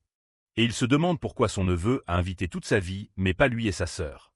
Puis il dit qu'il est sous-estimé et donne un coup de pied à la table. Et déclare qu'il ne laissera personne la profiter du déjeuner aujourd'hui. La mère du protagoniste appelle Marie, et elle répond que Gary n'est plus un enfant. Et qu'ils n'ont pas été invités au déjeuner et allègue que. Maintenant elle appelle pour résoudre les problèmes alors qu'ils n'ont pas pensé à eux. Qu'ils étaient ingrats et de mauvaises personnes, le monsieur demande à Léo qui est cet homme. Et Léo répond que c'est un parent, le monsieur dit qu'il interrompt le déjeuner. Causant une confusion et que c'est pourquoi il avait besoin d'une leçon, le protagoniste dit qu'il est déjà un adulte. Mais le monsieur affirme qu'il avait tort et qu'il ne laissera pas passer cela à bon marché. Alors Gary entend cela et s'approche pour prendre satisfaction. En traitant ce monsieur de vieillard, le monsieur demande s'il a vraiment appelé vieillard. Et Gary affirme que oui, en disant qu'il ne doit pas profiter de son âge devant lui juste parce qu'il est âgé, et affirme que même la police de la région ne pourrait pas s'occuper de lui à ce moment-là. L'assistant du monsieur se lève furieux, mais le monsieur lui demande de rester calme. Léo s'excuse et dit que c'était quelque chose d'inattendu. Et affirme qu'il s'en occupera, alors Gary s'irrite. Et traite le monsieur de vieillard présomptueux, puis il se prépare à l'agresser avec une batte de baseball. Mais l'assistant retient la batte et il essaie de tirer, mais n'y parvient pas à cet instant. La police arrive et passe les menottes à Gary, et il commence à crier désespérément. L'un des policiers dit qu'il cherchait le monsieur. Ce vieil homme-là qui semble être quelque peu important. Et il répond qu'il n'était qu'en train de déjeuner les gens du village qui étaient là à la fête. Commente que Gary est dans le pétrin parce que ce monsieur était traité avec. Comment Gary est en difficulté parce que ce gentleman était en train d'être traité avec. Forme respectueuse de la part du ministre de la Sécurité publique. Et même du chef de la ville, donc ce monsieur doit être quelqu'un de très important. Peu après, les gens commencent à célébrer l'arrestation de Gary. Et demandent comment Léo a rencontré ce gentleman pendant que Gary était là, au sol, hurlant désespérément. Sa sœur apparaît, Marion, et demande comment Léo a réussi à arrêter son frère. En alléguant qu'il n'a rien fait de mal et que tout le monde ici est ingrat. Et qu'ils paieront pour cela. Leo realize Que sa tante ne regrette pas d'avoir humilié sa famille ici. Puis il dit qu'il ne la laissera pas s'en tirer comme ça. Ensuite, le protagoniste dit qu'il aimerait signaler une évasion fiscale à l'usine de sa tante Marie. Elle continue à essayer de libérer son frère, hurlant avec tout le monde. Et le ministre de la ville dit que c'est un obstacle à l'application de la loi. Et qu'elle ne peut pas s'en prendre à un fonctionnaire comme ça à ce moment-là. Ce gentleman demande qui est cette femme. Et Léo se sent gêné et répond que c'est aussi un de ses proches. Le gentleman répond que les proches du protagoniste sont de très mauvaises personnes. Parce qu'ils ignorent la police et c'est une insulte. Léo dit qu'il ne sait pas quoi dire. Marie commente que personne ici, dans le village, ne lui parle comme ça, remettant en question qui ce gentleman pense être. Et lui dit d'aller au diable. Le chef de la police réprimande cette dame. Tout en emmenant son frère au poste de police et elle le suit derrière, hurlant. Désespérément, maudissant tout le monde en disant que le chef du village n'est rien à côté d'elle, qu'elle n'a peur de personne. Qu'elle n'a pas peur de la police, qu'ils ne peuvent pas arrêter son frère. Parce qu'il n'a rien fait de mal. Elle est désespérée là, les gars. Maudissant tout le monde, très énervante cette vieille femme, n'est-ce pas? Commentez ici pour nous les gars. Puis les gens commencent à commenter. Qu'elle est irrespectueuse et qu'elle et son frère sont dans le pétrin. Alors à ce moment-là, Léo dit que sa tante et son oncle exploitent ce village depuis des années et que maintenant, ils agissent de manière insensée devant Monsieur Tang. Sa tante devient encore plus furieuse, disant que son neveu n'est pas ingrat parce qu'hier Hugh. Il a fait semblant d'être une chose et aujourd'hui il est apparu comme une autre. Affirmant que sa famille est composée de gens ingrats. Puis sa sœur amie dit que sa tante ne les a jamais aidés. Que c'était l'oncle James qui a prêté les 300 000 et qu'elle est allée là-bas pour réclamer. Et a fait une plus grande scène dans leur maison et a commencé à réclamer 35 qui étaient des intérêts absurdes. Elle se défend en disant qu'il est correct de demander des intérêts et le père du protagoniste a dit que ce n'était pas elle qui avait prêté, mais oui son frère. En disant qu'elle lui a griffé le visage dès qu'elle a découvert. Puis elle commence à se victimiser là-bas en disant que tout le monde l'attaque. Seulement parce qu'elle est à terre et que tous l'accusent d'exploiter le village. Mais que personne n'a de preuves, donc elle va poursuivre tout le monde pour diffamation. À cet instant, Léo prend une enveloppe et dit qu'il y a les preuves. Il dit qu'hier, il a visité la maison de plusieurs personnes dans le village. Et a rassemblé des preuves contre elle. Disant que Marie a maltraité ces gens pendant des années de plus, il a collecté leurs empreintes digitales. Et l'enveloppe contient ses preuves contre Marie et contre son frère Gary. Il affirme qu'il remettra tout à la police. Et que s'il n'y a pas de diffamation ni de calomnie, ils devront aller en prison. Sa tante devient désespérée et essaie de prendre une enveloppe là d'une manière ou d'une autre. Mais il a réussi à remettre aux fonctionnaires du gouvernement avant qu'elle ne prenne, alors elle s'effondre sur le sol. Et les tables tremblent toutes, faisant imaginer aux gens qu'un tremblement de terre est en train de se produire, puis elle demande à Léo d'aider son oncle. Mais il répond que son oncle mérite tout s'appuie à l'appel Tom et Jane, qui sont les parents du protagoniste pour pouvoir l'aider. Et ils répondent qu'ils ne peuvent rien faire et puis elle commence à devenir encore plus nerveuse. Et tout le monde se retourne contre elle plus tard dans la nuit.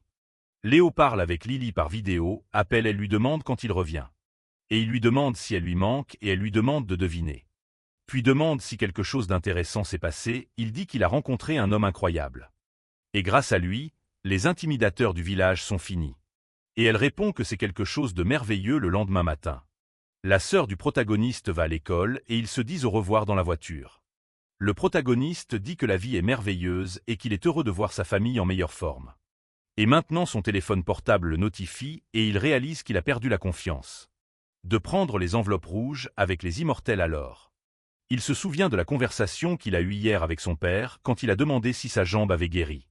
Son père a répondu que non et qu'après le traitement, il a réussi à marcher au moins, mais parfois il ressentait une douleur très forte. Et le médecin a dit qu'il ne pouvait pas guérir cette douleur alors. Le protagoniste envoie un message à une autre divinité qui est Monsieur Lee, il demande si Monsieur Lee peut faire un plâtre. Comme il avait l'habitude de le faire avant de devenir immortel, Monsieur Lee demande comment le protagoniste savait qu'il faisait des plâtres avant de devenir immortel. Et le protagoniste répond qu'il a fait une divination, la divinité loue le protagoniste. Et il demande à Monsieur Lee d'aller droit au but et de dire s'il peut ou non faire le plâtre. En demandant seulement le prix, Monsieur Lee dit qu'il a gardé quelques plâtres en souvenir. Et qu'il peut en arranger un pour lui s'il le souhaite, puis il commence. Et ce que la divinité veut en échange, c'est que le protagoniste dise où est son fils et sa femme, puisque c'est un devin. Il aimerait connaître cette information et comme le protagoniste avait menti. Il se retrouve dans une situation délicate, alors il finit par donner une excuse. Et raccroche le téléphone avec les plâtres en main, il retourne chez eux. Et dit à son père d'essayer cette nouvelle méthode de traitement. Sa mère dit que ça ne fonctionnera pas. Puisqu'il a essayé plusieurs choses avant, alors il met le plâtre sur la jambe de son père. Qui commence à palpiter quelques secondes plus tard, le plâtre commence à faire effet. Et une très forte lumière illumine toute la pièce. Laissant la jambe du père du protagoniste musclée, Léo et sa mère sont surpris par le résultat. De retour en ville là où le protagoniste étudie, Lily est au bar avec ses amis. Hooks jette Chase par terre et lui dit de rester loin de sa zone. Menaçant de le tuer, puis Hooks se tourne vers Lily puisqu'il est obsédé par elle. Et dit que puisqu'elle l'a rejeté plusieurs fois, il ne fera plus semblant d'être un gentleman. Hooks dit que comme il ne peut pas la voir, personne d'autre ne pourra le faire.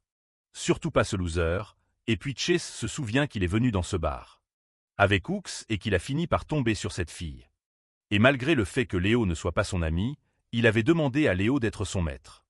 Mais comme la famille de Hooks est une famille très riche et puissante, il ne pouvait pas confronter Hooks directement, alors la seule chose qu'il pouvait faire était d'envoyer un message texte à Léo pour l'avertir, puis Léo reçoit un message de Chase disant que Lily est en danger, alors sans réfléchir deux fois. Léo accélère la voiture et retourne à la ville universitaire. Hooks presse Lily sur le fauteuil et dit qu'il ne sert à rien de résister. Car personne ne pourra la sauver, il mentionne que le propriétaire de l'endroit est un ami de son père et qu'il peut le soudoyer. Puis il commence à profiter d'elle de manière répugnante. Ses amis demandent s'ils peuvent aussi en profiter, alors Chase essaie de protéger la petite amie de son maître en disant que Hooks peut avoir la fille qu'il veut. Qu'il paie même pour cela, alors Hooks demande à Chase de se retirer. Et frappe une bouteille sur sa tête, faisant couler le sang sur son visage. Avec patience, Chase lui demande de se calmer en disant que ça ne valait pas le coup. Mais Hooks frappe à nouveau avec la bouteille sur son visage et menace de le tuer s'il ne part pas. Chase devient furieux et dit qu'il est peut-être un idiot, mais qu'il ne fait rien d'illégal. Et que Lily est la petite amie de son maître et il ne laissera personne lui faire du mal. Alors Hooks et ses amis commencent à frapper Chase, lui donnant plusieurs coups de pied à la tête et au ventre. Lily commence à pleurer en appelant son petit ami et à cet instant, une ombre apparaît par les portes à l'arrière du bar et l'un des agresseurs, ami de Hooks, reçoit un coup de poing si rapide, les gars, qu'il peut à peine voir. Et tout le monde là-bas est surpris, Léo est arrivé de manière triomphale, provoquant la peur chez certains et le soulagement chez d'autres, quand Léo arrive et témoigne de cette scène. Il devient furieux et l'un des hommes de main de Hooks s'avance pour s'en prendre à Léo, mais le protagoniste lui donne un coup de pied au visage. Le faisant s'envoler et accrochant ses gars, il tremble déjà de peur. C'est vrai, car c'est un lâche, il a besoin des autres pour pouvoir transmettre la peur. Quelqu'un, Lily remarque que Chase est gravement blessé. Elle finit par demander à Léo de s'occuper de lui car elle réalise qu'il est presque mort. Et quand Léo arrive et s'approche de son ami Chase, il se rend compte qu'il est très blessé. Il est vraiment dans un très mauvais état. Les gars, il a été beaucoup frappé. Chase commente que son maître, Léo, c'est comme ça qu'il l'appelle, devrait lui avoir appris ce coup de fureur. Mais peu après, il s'évanouit, Léo met Chase sur ses épaules. Et appelle sa petite amie pour l'accompagner. Le protagoniste se tourne vers Hooks et avec un regard furieux. Il lui dit d'attendre qu'il reviendra pour régler ce combat. En route vers l'hôpital, à l'intérieur de la voiture, Lily pleure. Disant que Hooks est devenu fou, elle mentionne que elle ne sait pas ce qui se serait passé si Chase n'était pas apparu pour l'aider. Et Léo exprime une certaine gratitude envers Chase car avant, ils étaient ennemis, n'est-ce pas? Il admet même que Chase est un idiot, mais qu'au final, c'est un gars juste. Et il promet qu'il n'oubliera pas ce qu'il a fait, déjà là à l'hôpital. Les sbires de Chase, ceux qui ont été vaincus par le protagoniste, dans le chapitre précédent, sont là en train de pleurer à cause de leur leader. Léo devient extrêmement nerveux, il commence même à trembler, en pensant à ce qui aurait pu arriver à sa petite amie. S'il n'était pas arrivé à temps et sa colère ne fait qu'augmenter. Le médecin sort de la salle d'opération et informe que Chase a une hémorragie cérébrale et qu'il doit être hospitalisé en soins intensifs et que sa situation est critique et qu'ils doivent prier pour qu'il puisse survivre. Les sbires de Chase continuent de pleurer désespérément en disant que Chase a toujours été gentil et que maintenant il est traité comme un chien par Hooks. Certains d'entre eux commencent à exprimer le désir de se venger, mais Léo leur dit soudain d'arrêter et de rester là. Qu'il s'occupera lui-même de cela et à ce moment précis. Le téléphone portable de Léo sonne et c'est Hooks qui se moque en demandant si Chase est déjà mort. Et ce scélérat continue de provoquer le protagoniste en disant qu'il peut essayer de se venger. Et même marque un endroit pour qu'ils se rencontrent, il appelle le protagoniste à se rendre sur un chantier au sud de la ville et continue de défier son courage. Hooks dit même que si Léo n'était pas arrivé à temps, Lily aurait été tout à lui. Léo devient furieux et répond qu'il sera là et qu'il ne doit pas être en retard. Cette scène sera l'une des plus satisfaisantes que j'ai jamais narrées ici sur la chaîne, alors restez à l'écoute. 1. Léo arrive là bien avant et attend Hooks, il apparaît comme un lâche, n'est-ce pas? Il est accompagné de 30 hommes de main, tous des membres du gang des Aigles Noirs. Et ce sont de puissants combattants, un gars musclé arrive. Et dit qu'il a entendu que Léo est un grand combattant et qu'il va le finir avant que sa cigarette ne touche le sol, puis il lance sa cigarette en l'air et s'avance pour affronter Léo avec une batte de baseball. Et quand il s'apprête à frapper le visage de Léo avec la batte, le protagoniste se déplace plus vite et donne un coup de coude directement dans sa poitrine, puis la cigarette tombe au sol. Et nous voyons que le protagoniste l'a terminé avant que la cigarette ne tombe. Hooks est déjà tout effrayé, tremblant de peur, et ordonne à tous les autres hommes de main d'attaquer ensemble.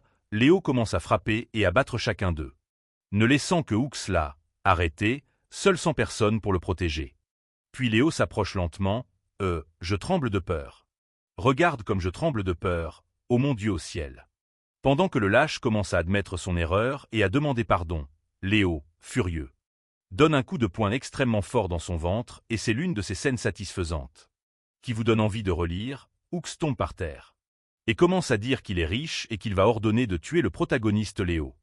Puis il lui écrase le bras et commence à appuyer pour l'écraser, lui faisant ressentir de plus en plus de douleur. Et il continue à crier là, suppliant qu'il s'arrête.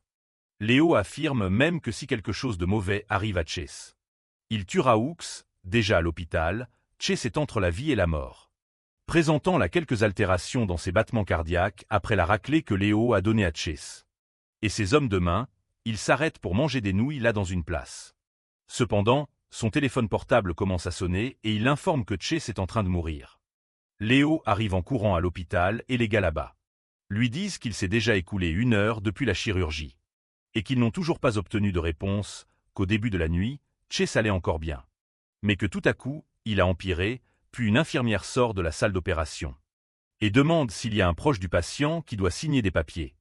Alors Léo se présente comme un ami et lui demande de sauver Chase.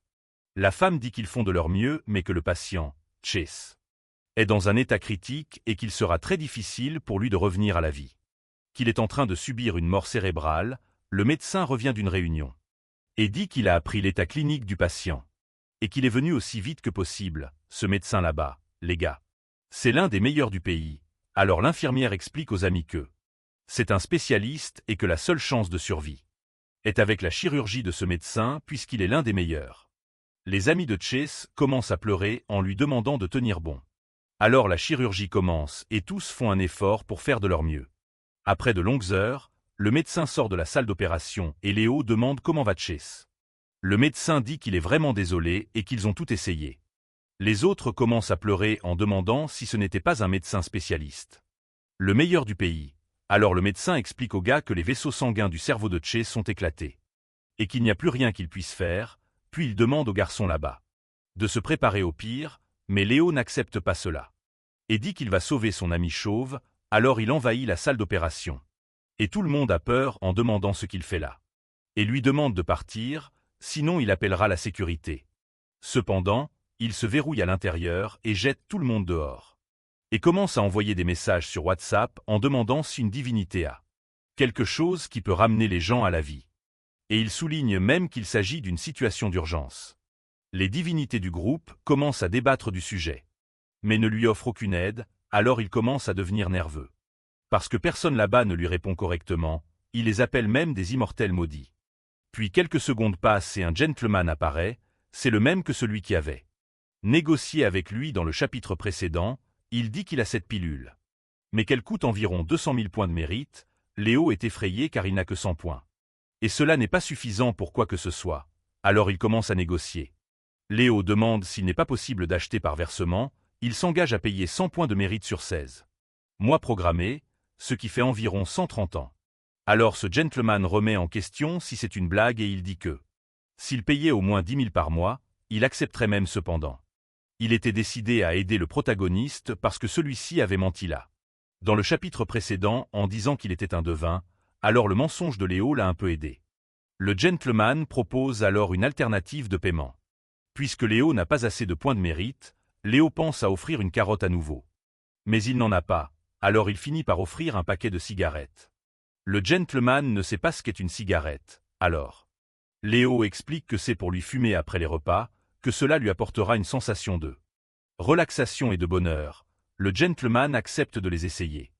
Alors Léo lui envoie une cigarette et un briquet, ce gentleman fume alors une cigarette. Et il se sent détendu et il demande à Léo comment il a obtenu cela.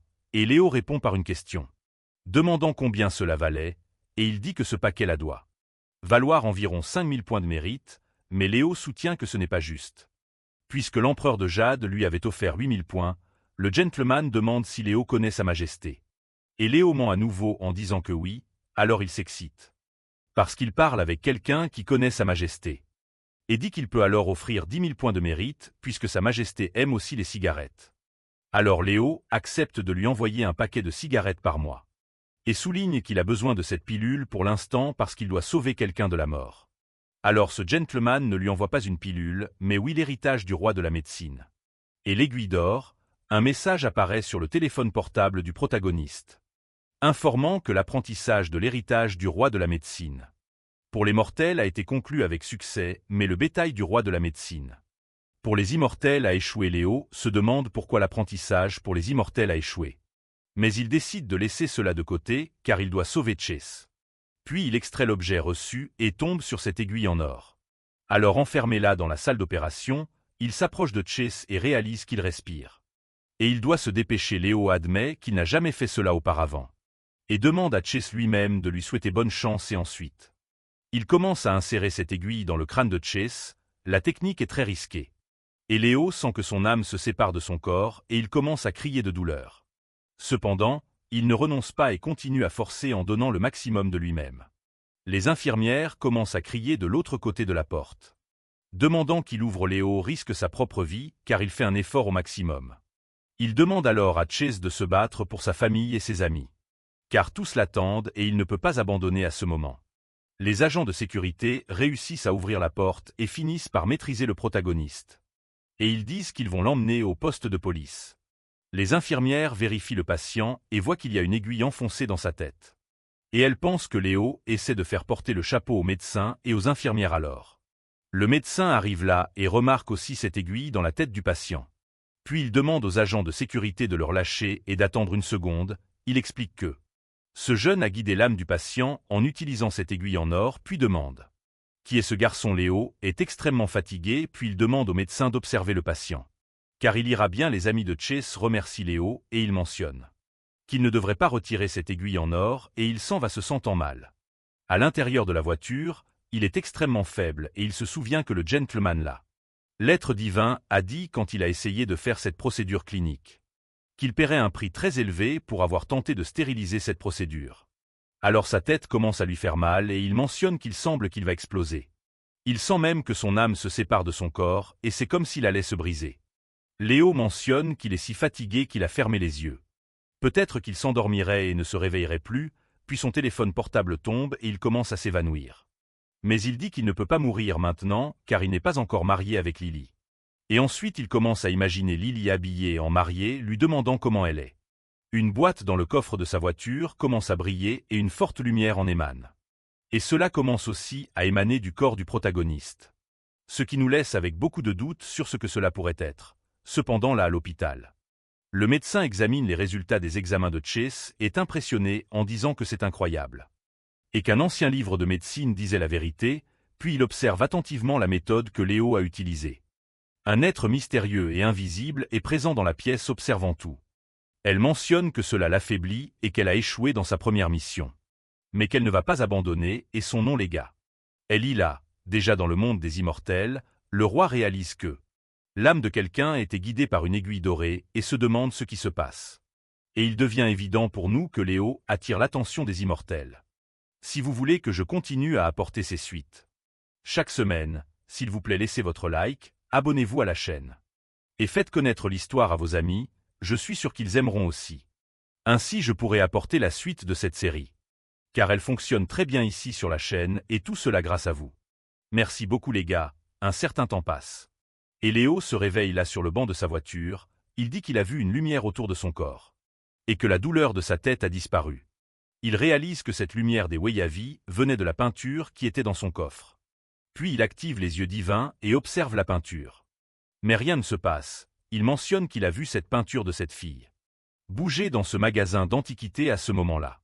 Le médecin apparaît et dit qu'il a besoin que Léo lui enseigne cette méthode de l'aiguille dorée, car s'il apprend cette technique, il pourra sauver de nombreuses vies. Le médecin promet de tout faire pour convaincre Léo de lui enseigner, même à présenter un collègue de la classe de sa fille au collège. Oh quelle folie! Léo explique qu'il comprend que les intentions du docteur sont bonnes, mais qu'il ne peut pas enseigner le docteur Arg en disant que Léo ne fera que regarder les gens mourir. Sans les aider, il offre même un cadeau avec une somme d'argent. Mais Léo n'accepte pas, alors le protagoniste dit que ce docteur est fou. Encore plus fou que Chase et s'enfuit d'ici. Le docteur reste là, disant qu'il ne renoncera à aucune hypothèse. Alors Léo reçoit un message du garçon de la fleur dorée, cette divinité qui fabrique cette pilule pour sauver le père de Lily. Il informe que la pilule sera prête demain si tout se passe bien et Léo est content. Parce qu'il pourra guérir le père de sa petite amie, mais il décide de garder cela secret. Parce qu'il veut faire une surprise à Lily en arrivant dans son dortoir.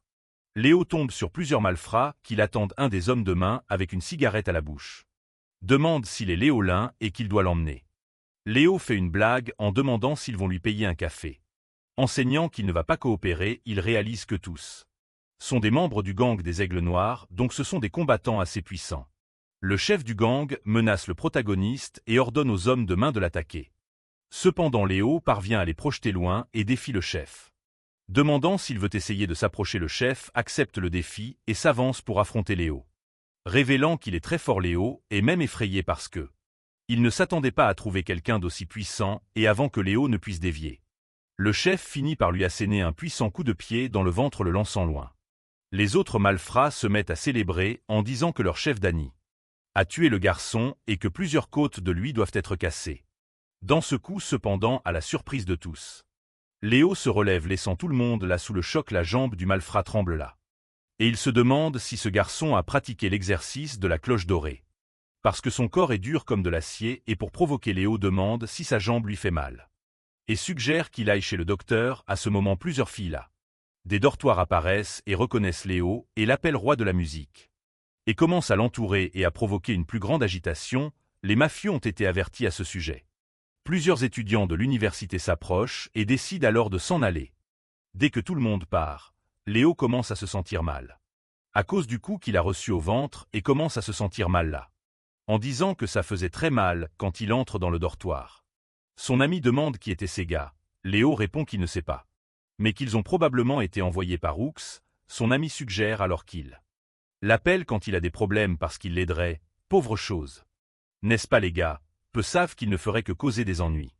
Cependant, Léo dit que ce n'est pas nécessaire parce qu'ils sont des mafieux. Et qu'ils ne seraient pas des couples pour ces gars. Léo s'assoit dans les toilettes.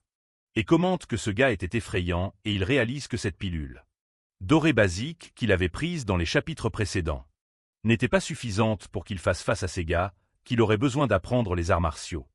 Alors Léo a une idée brillante, il sait déjà à quelle divinité envoyer un message. Après tout, cette divinité est l'idole de l'enfance. De millions de personnes et après quelques secondes, la divinité Wukong, qui est le dieu singe, apparaît.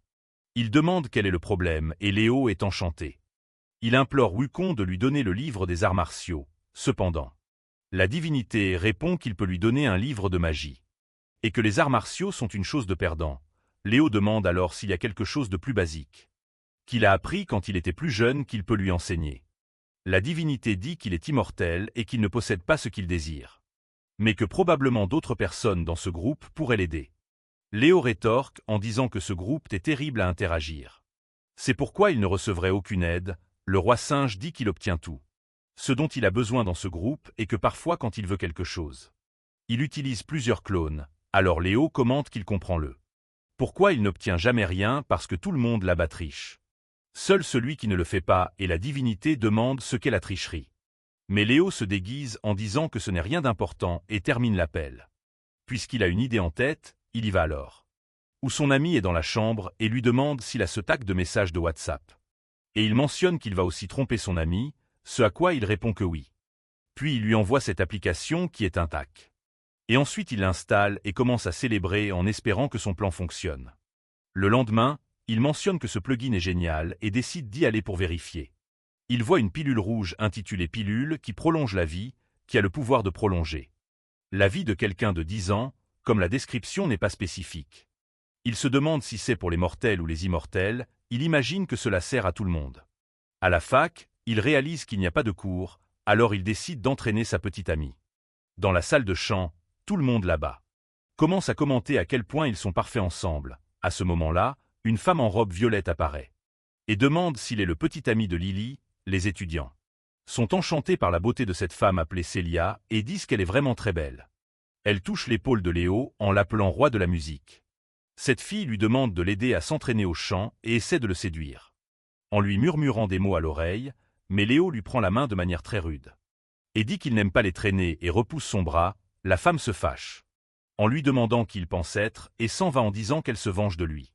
À ce moment-là, Lily demande pourquoi Célia s'est fâchée et il répond en expliquant ce que signifie le mot traîner. Comme Lily est très naïve, elle se sent gênée et donne un coup de poing à Léo. Lui disant de ne pas dire ces choses obscènes. Soudain, le téléphone de Léo sonne et c'est Chase demandant de l'aide. Léo demande ce qui se passe. Et comme il n'obtient pas de réponse, il déduit que ses malfrats sont revenus à l'hôpital. Et quand Chase finit par répondre, il dit que ce médecin le dérange. Qu'il ne le laisse pas en paix. Alors Léo se sent un peu plus soulagé. Et dit qu'il va passer là-bas dans un moment, il regarde Lily avec regret. Car il aimerait être là avec elle, passant un moment ensemble. Il dit qu'il doit aller à l'hôpital pour résoudre et finit par y aller en arrivant là-bas. Le docteur dérange Chase en voulant savoir comment fonctionne cette technique. De l'aiguille d'or, Chase lui demande de le laisser en paix. Et les hommes de main de Chase observent tout en commentant que ce docteur est devenu fou. À l'extérieur, il y a une foule de personnes. Tous ces gars sont des gens reconnaissants envers ce docteur. Car il a sauvé soit cette personne, soit quelqu'un de très important pour eux. Alors Léo réalise que ce docteur est vraiment une personne très chère et qui sauve plusieurs vies. Quand Léo arrive, Chase appelle un maître et demande s'il va bien. Léo demande où se trouve ce docteur. Et Chase dit qu'il a reçu un message à propos d'un patient, qui est dans un état végétatif et qui est en train de mourir là sur le lit 96. Il réalise alors que c'est le père de Lily et il devient désespéré et commence à courir jusqu'à là. Il envoie un message en hâte à ce garçon de la fleur d'or, qui fabrique la pilule et dit qu'il a besoin de ce médicament immédiatement. La divinité dit qu'il sera prêt dans la nuit mais Léo insiste pour dire qu'il a besoin que ce soit prêt dans 10 minutes, la solution que la divinité propose. est de diviser la pilule en plusieurs morceaux, ainsi il est possible que cela fonctionne. Léo acquiesce et dit que tout va bien, il affirme qu'il ne peut pas laisser le père de sa petite amie mourir parce qu'il lui a promis qu'il le sauverait. Et décevoir Lily n'était pas une option dans la salle de premier secours. Ils débattent s'ils doivent abandonner le patient ou non, mais le docteur là-bas. Ce docteur renommé dit qu'ils ne vont pas abandonner tant que le patient respire. Et ceux qui veulent abandonner peuvent partir d'ici tout de suite. Ce docteur-là, au début de l'histoire, qui ne pense qu'à l'argent. Il est embarrassé et reconnaît que ce docteur est vraiment un bon docteur. Et il finit par quitter la salle, la mère de Lily est désespérée là. Demandant comment va son mari, et le docteur dit que personne ne peut le sauver. Pas même les immortels. Ce docteur-là est un escroc, n'est-ce pas les gars? Sérieusement, Léo arrive enfin là en demandant où est Monsieur Lee. La mère de Lily répond que son mari est dans la salle d'opération. Et qu'il est presque en train de mourir, Léo lui demande de se calmer. Parce qu'il a une idée qui peut le sauver, ce médecin l'écoute. Et il dit qu'aucun argent ne pourra le sauver, puis Léo pousse sa tête contre le mur. Et menace de le tuer s'il ne part pas, devant Léo entre dans la pièce. Et le médecin court prévenir l'autre médecin qu'il a essayé d'arrêter le garçon. Qu'il a fini par se faire frapper, le médecin dit à l'autre médecin de respirer et de faire attention au protagoniste, puis le médecin explique tout ce qui se passe. Que les signes vitaux de Monsieur Lee sont mauvais et que la seule chose qu'il peut faire est de retarder sa mort, car c'est comme si la mort essayait de l'attraper. À tout prix, à ce moment nous voyons à nouveau cette divinité avec une chaîne à la main. Tirant l'âme du père de Lily, la divinité dit qu'elle ne faillira pas cette fois. L'infirmière avertit que le patient est en train de mourir et Léo commence à transpirer. En disant qu'il n'y a plus de temps, puis il prend l'aiguille en or. Et la pénètre dans le crâne de son beau-père, ressentant à nouveau cette douleur. Et son âme commence à revenir dans son corps, cette divinité commence à s'énerver. En disant que ce type encore une fois l'entrave, puis il commence une bataille féroce. Pour voir qui va garder la vie de Monsieur Lee, et le protagoniste utilise toute sa force. À ce moment-là, le téléphone de Léo sonne et il réalise que la pilule est arrivée. La pilule finit par tomber par terre et le médecin la prend en demandant d'où elle vient. Léo crie pour qu'il donne la pilule au patient rapidement et le médecin la met dans la bouche du patient. Et cette divinité tombe par terre, perdant la dispute, l'infirmière dit que les signes vitaux du patient reviennent à la normale et qu'ils sont maintenant vraiment bons. Et la divinité commence à pleurer en disant qu'elle a encore échoué. Que le protagoniste est un très mauvais gars, puis Léo retire l'aiguille en or là. De la tête de son beau-père et commente que cette fois. Cette technique n'était pas si douloureuse, mais malgré tout, ça a encore fait très mal. Il soupire, soulagé, et le médecin est surpris. En demandant ce que Léo a encore sous la manche, qu'il utilise toujours une nouvelle technique. Avant c'était une aiguille et maintenant cette pilule miraculeuse, Léo répond qu'il a besoin de se reposer. Et qu'il laisse le patient là sous les soins des médecins. À ce moment-là, Lily, la petite amie de Léo, apparaît là. En pleurant, elle demande des nouvelles de son père, montrant un immense désespoir. Léo la rassure en affirmant qu'il va bien maintenant et qu'il va s'améliorer. Lily le remercie et le serre très fort dans ses bras, tandis que sa mère pleure encore plus. Remerciant le protagoniste, ce crétin de médecin dit que le père de Lily est probablement déjà mort. Et que Léo doit mentir, il continue à faire des commentaires inappropriés là. En disant que Lily est très attirante et qu'il accepterait de rester avec elle. Même s'il devait perdre une année de sa vie juste pour passer une nuit avec elle. À ce moment-là, le médecin responsable apparaît et fait l'éloge de Léo. Rassurant tout le monde, il dit que le patient va vraiment beaucoup mieux. Et que l'autre médecin, là, Cridon, est effrayé par la situation. Alors le médecin principal demande qu'on cherche le dossier du patient. Car il s'est rendu compte que la posologie des médicaments était le double de celle de la veille. Ce médecin, Créton, allègue qu'il n'y a pas d'erreur car c'est lui-même qui a fait le dossier. Mais le médecin responsable demande à jeter un œil au dossier et à vérifier. Et il note qu'il y avait effectivement une erreur. Quelqu'un essayait de tuer le patient. À ce moment précis, Léo donne un coup de pied à ce médecin, le lançant loin, puis en sa défense. Il mentionne qu'il travaille dans cet hôpital depuis plus de 20 ans et demande des excuses. En disant que c'était une erreur, mais finalement, il finit par être arrêté. Un policier qui admire le médecin dit qu'il est très important. Car il a déjà sauvé plusieurs personnes de la mort. Le médecin demande alors comment va le père du policier. Et il répond qu'il ne va pas du tout bien car il souffre de plusieurs convulsions. Et qu'il n'a même pas pu le sauver, lui qui est le médecin le plus renommé. Le médecin dit qu'il connaît un garçon qui peut aider et qu'il ira le lui présenter.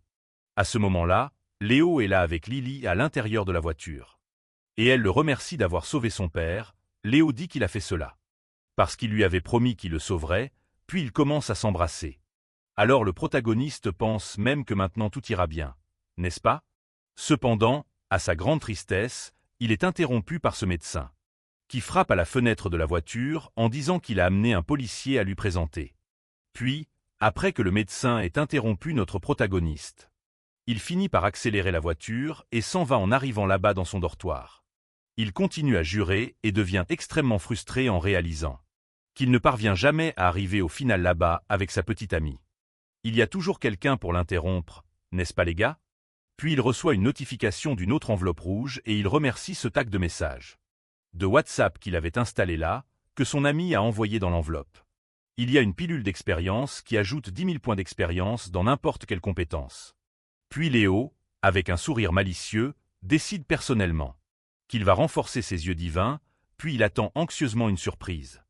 Et quand il voit son niveau de pouvoir augmenter, il parvient à voir quelques étudiants prenant un bain dans le dortoir d'à côté, faisant commencer à saigner son nez. Le lendemain, son téléphone portable sonne et c'est le docteur Do. Il dit que le docteur a affirmé qu'il a été envoyé par quelqu'un qui voulait tuer le père de Lily. Le protagoniste demande qui c'est. Mais le docteur ne sait pas, puis Léo déduit que c'était Hooks. Le docteur explique qu'un de ses amis a une maladie étrange et qu'il ne peut pas identifier de quelle maladie il s'agit et ce patient est le père de ce policier. La personne qu'il voulait présenter au protagoniste la nuit précédente. Le docteur demande à Léo d'aller chez lui jeter un œil et essayer de résoudre ce problème. Puis Léo soupire mais accepte d'aider, ses amis apparaissent tous égratignés. Et Léo demande s'ils se sont battus, ses amis disent que c'est Sang qui a attaqué. À cause d'une dispute sur des pierres précieuses, Sang les gars est un intimidateur, alors similaire à Hooks, Léo finit par se mettre en colère et demande comment il ose frapper ses amis, puis Léo y va pour entrer dans cette compétition de pierres précieuses et ainsi commence une nouvelle saga de vengeance. Cette partie du manga est très drôle, alors continuez, la compétition consiste les gars à acheter une pierre dont vous ne savez pas très bien si elle vaut de l'argent ou non. Et quand vous ouvrez la pierre avec une machine, vous saurez si à l'intérieur il y a un minerai précieux ou non. Léo va chercher son. Mais ensuite il entend quelqu'un appeler son nom en se retournant. C'est cet assistant de l'expert en peinture, là du premier ou du deuxième chapitre. Léo ne connaît pas son nom, alors l'assistant finit par se présenter. Il s'appelle Michael et il dit que son maître, Monsieur Wang, adorait cette peinture au rat et l'étudie chaque nuit. Léo fait un sourire là. Mais en arrière-plan, il est dégoûté car il dit que ce vieil homme-là est un pervers puisque cette peinture est une ancienne peinture érotique. Michael suggère une pierre pro Léo comme cadeau et Léo remercie pour la générosité. Mais il finit par choisir une autre pierre. Michael dit de ne pas s'inquiéter pour les prix. Puisqu'il a assez d'argent là pour payer, Sonny apparaît enfin avec ses amis et commence à menacer Léo et ses camarades de l'université. Le harceleur dit alors qu'il a donné une raclée à ses garçons et qu'ils reviennent quand même là. Puis il continue à vouloir la pierre de Léo et provoque aussi ses amis.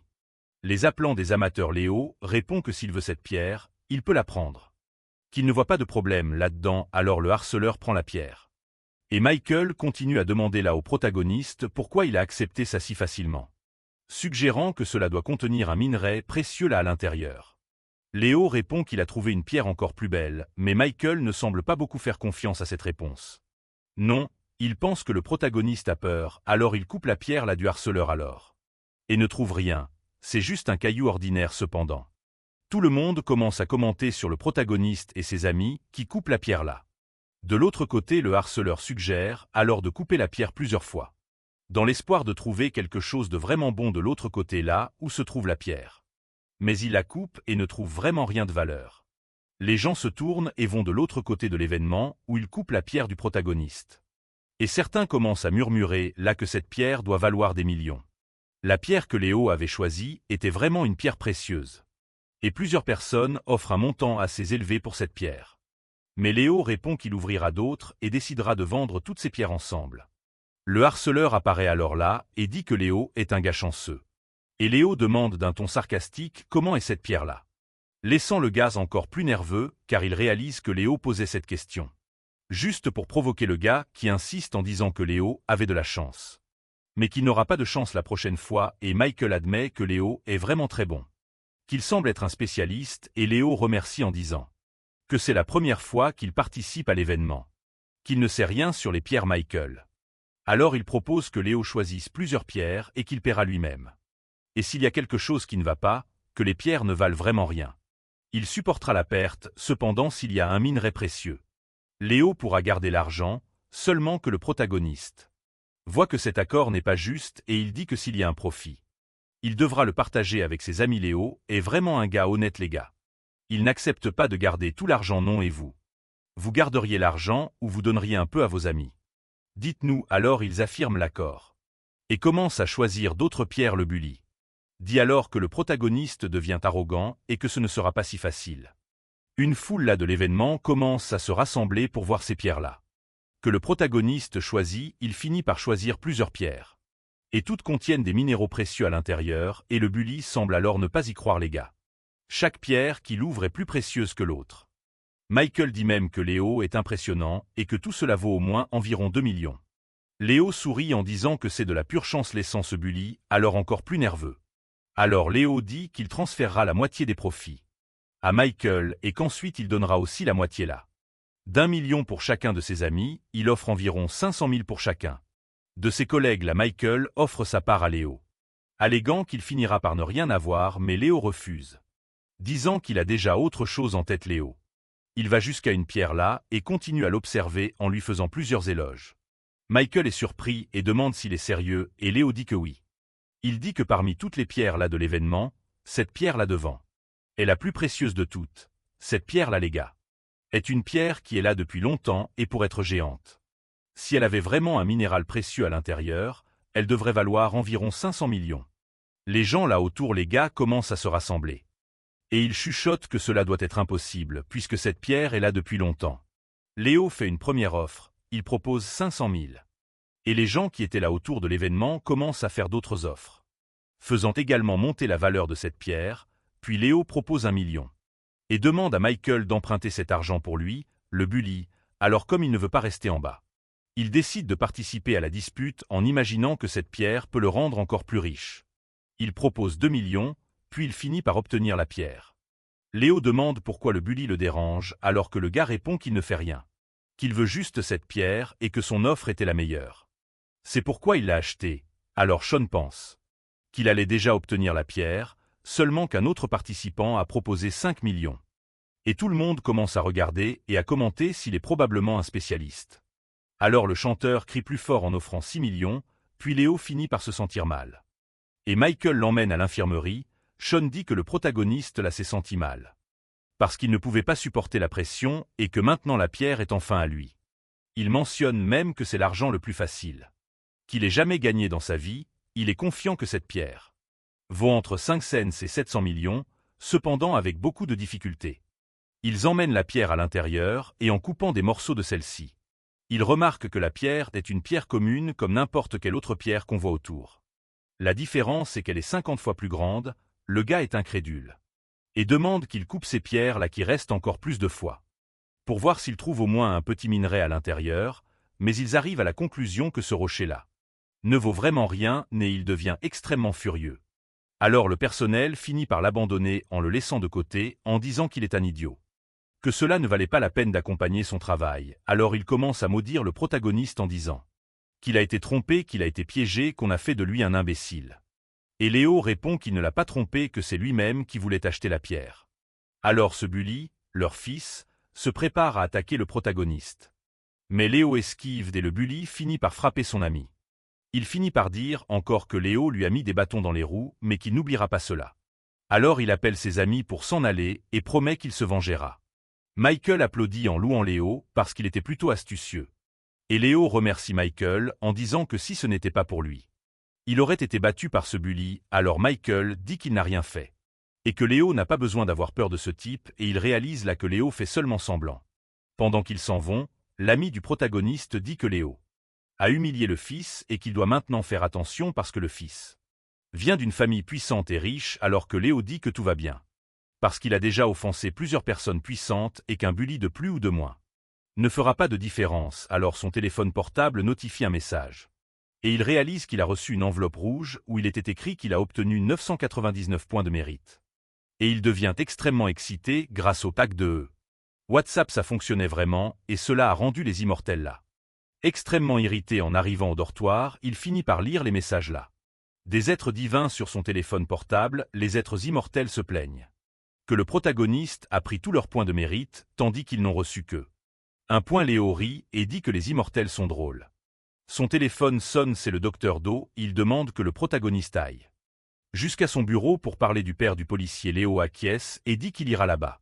En arrivant au bureau, il se salue et le docteur Do présente le policier au protagoniste. En premier lieu, ce policier a des doutes sur si Léo est vraiment aussi bon qu'ils le disent et le protagoniste dit qu'il doit aller jusqu'au patient. Alors ils vont jusqu'au manoir du policier. La maison est vraiment très grande, puis la mère du policier est à côté du lit avec le patient ensemble d'un médecin, et ce médecin s'appelle le docteur Smith. Le policier a demandé ce que sa mère faisait, et elle a dit qu'elle avait engagé ce médecin, puisque sa sœur avait dit qu'il ne ferait rien. La sœur du policier apparaît et dit que ce spécialiste-là, qu'elle a appelé, ne peut pas guérir son père puisqu'il n'est qu'un plouc. C'est pourquoi elle a amené un vrai médecin. Le docteur Smith est un médecin extrêmement réputé. C'est le meilleur médecin du monde, c'est pourquoi il a été appelé là. À cet instant, le protagoniste voit un fantôme grotesque derrière la fille. Et il est extrêmement effrayé, il commence à crier, en disant à tous qu'il y a un fantôme là, et la fille elle se vexe. Pensant qu'il parle d'elle, le docteur demande si Léo va bien. Et le protagoniste demande s'il croit aussi aux fantômes. La mère du policier dit que son père est mal et qu'il doit rester au repos.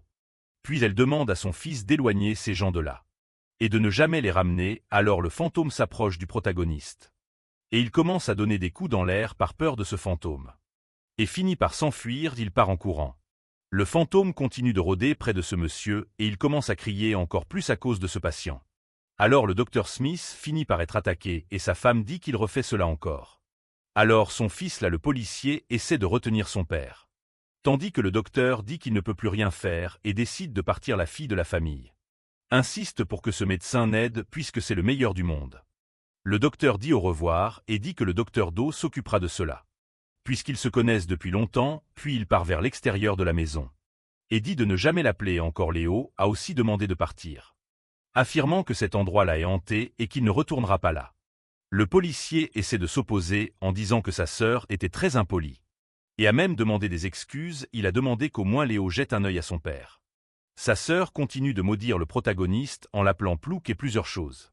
Alors le policier lui dit de se taire et il commence à discuter.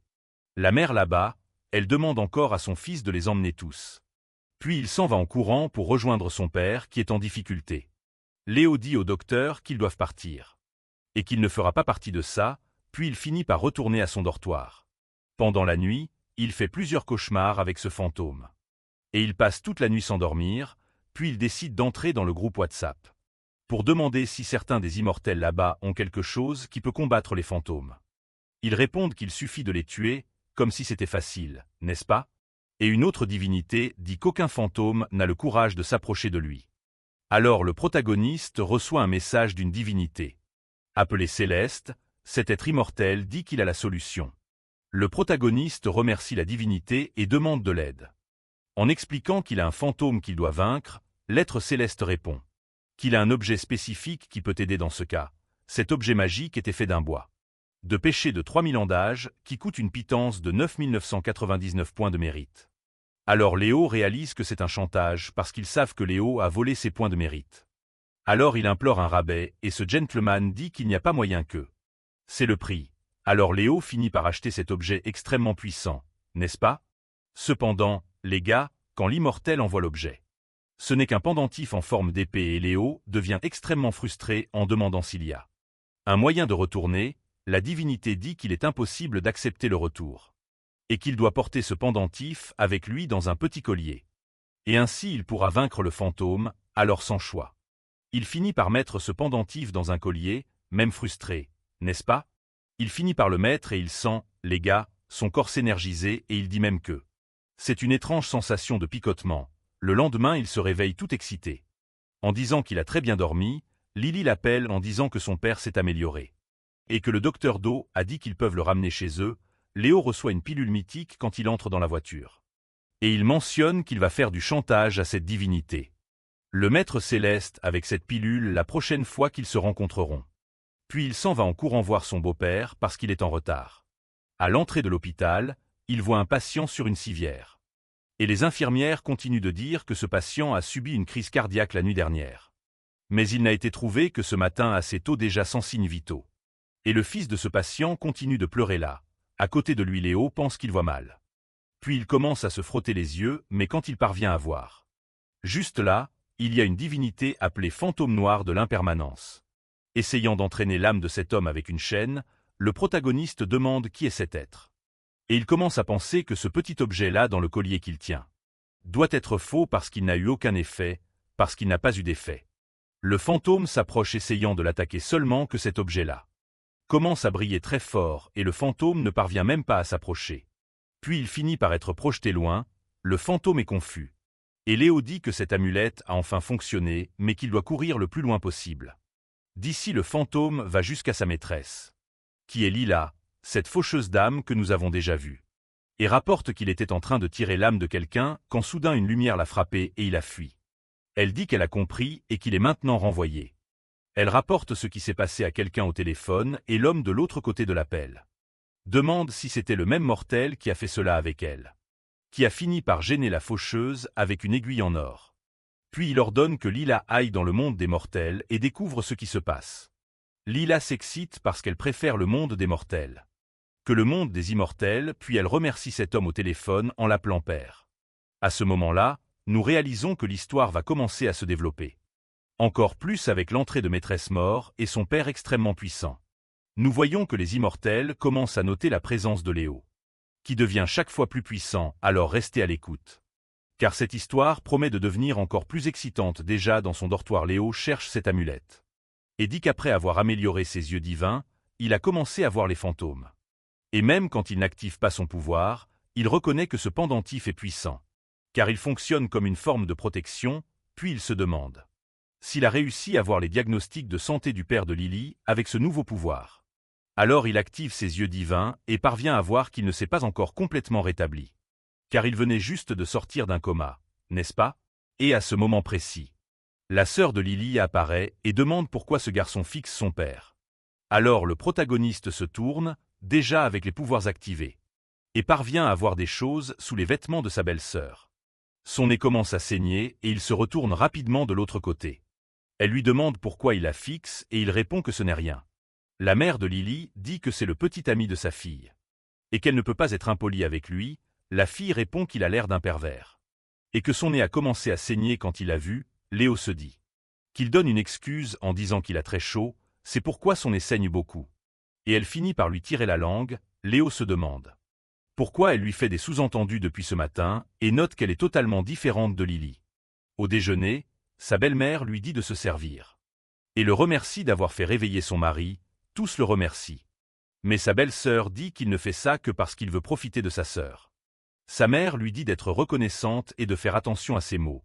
Léo acquiesce en disant que vraiment Lily est très belle et qu'elle est la plus belle fille du monde. Et elle devient rouge de honte. Sa belle-mère lui dit de ne pas se soucier de Lucie, car elle n'est qu'une petite fille et Léo est d'accord pour dire qu'elle est vraiment une petite fille. Si vous êtes arrivé jusqu'ici, allez-y et aimez et commentez la partie 2. Si vous voulez la suite, cette histoire devient de mieux en mieux à chaque chapitre. Donc voilà, à bientôt.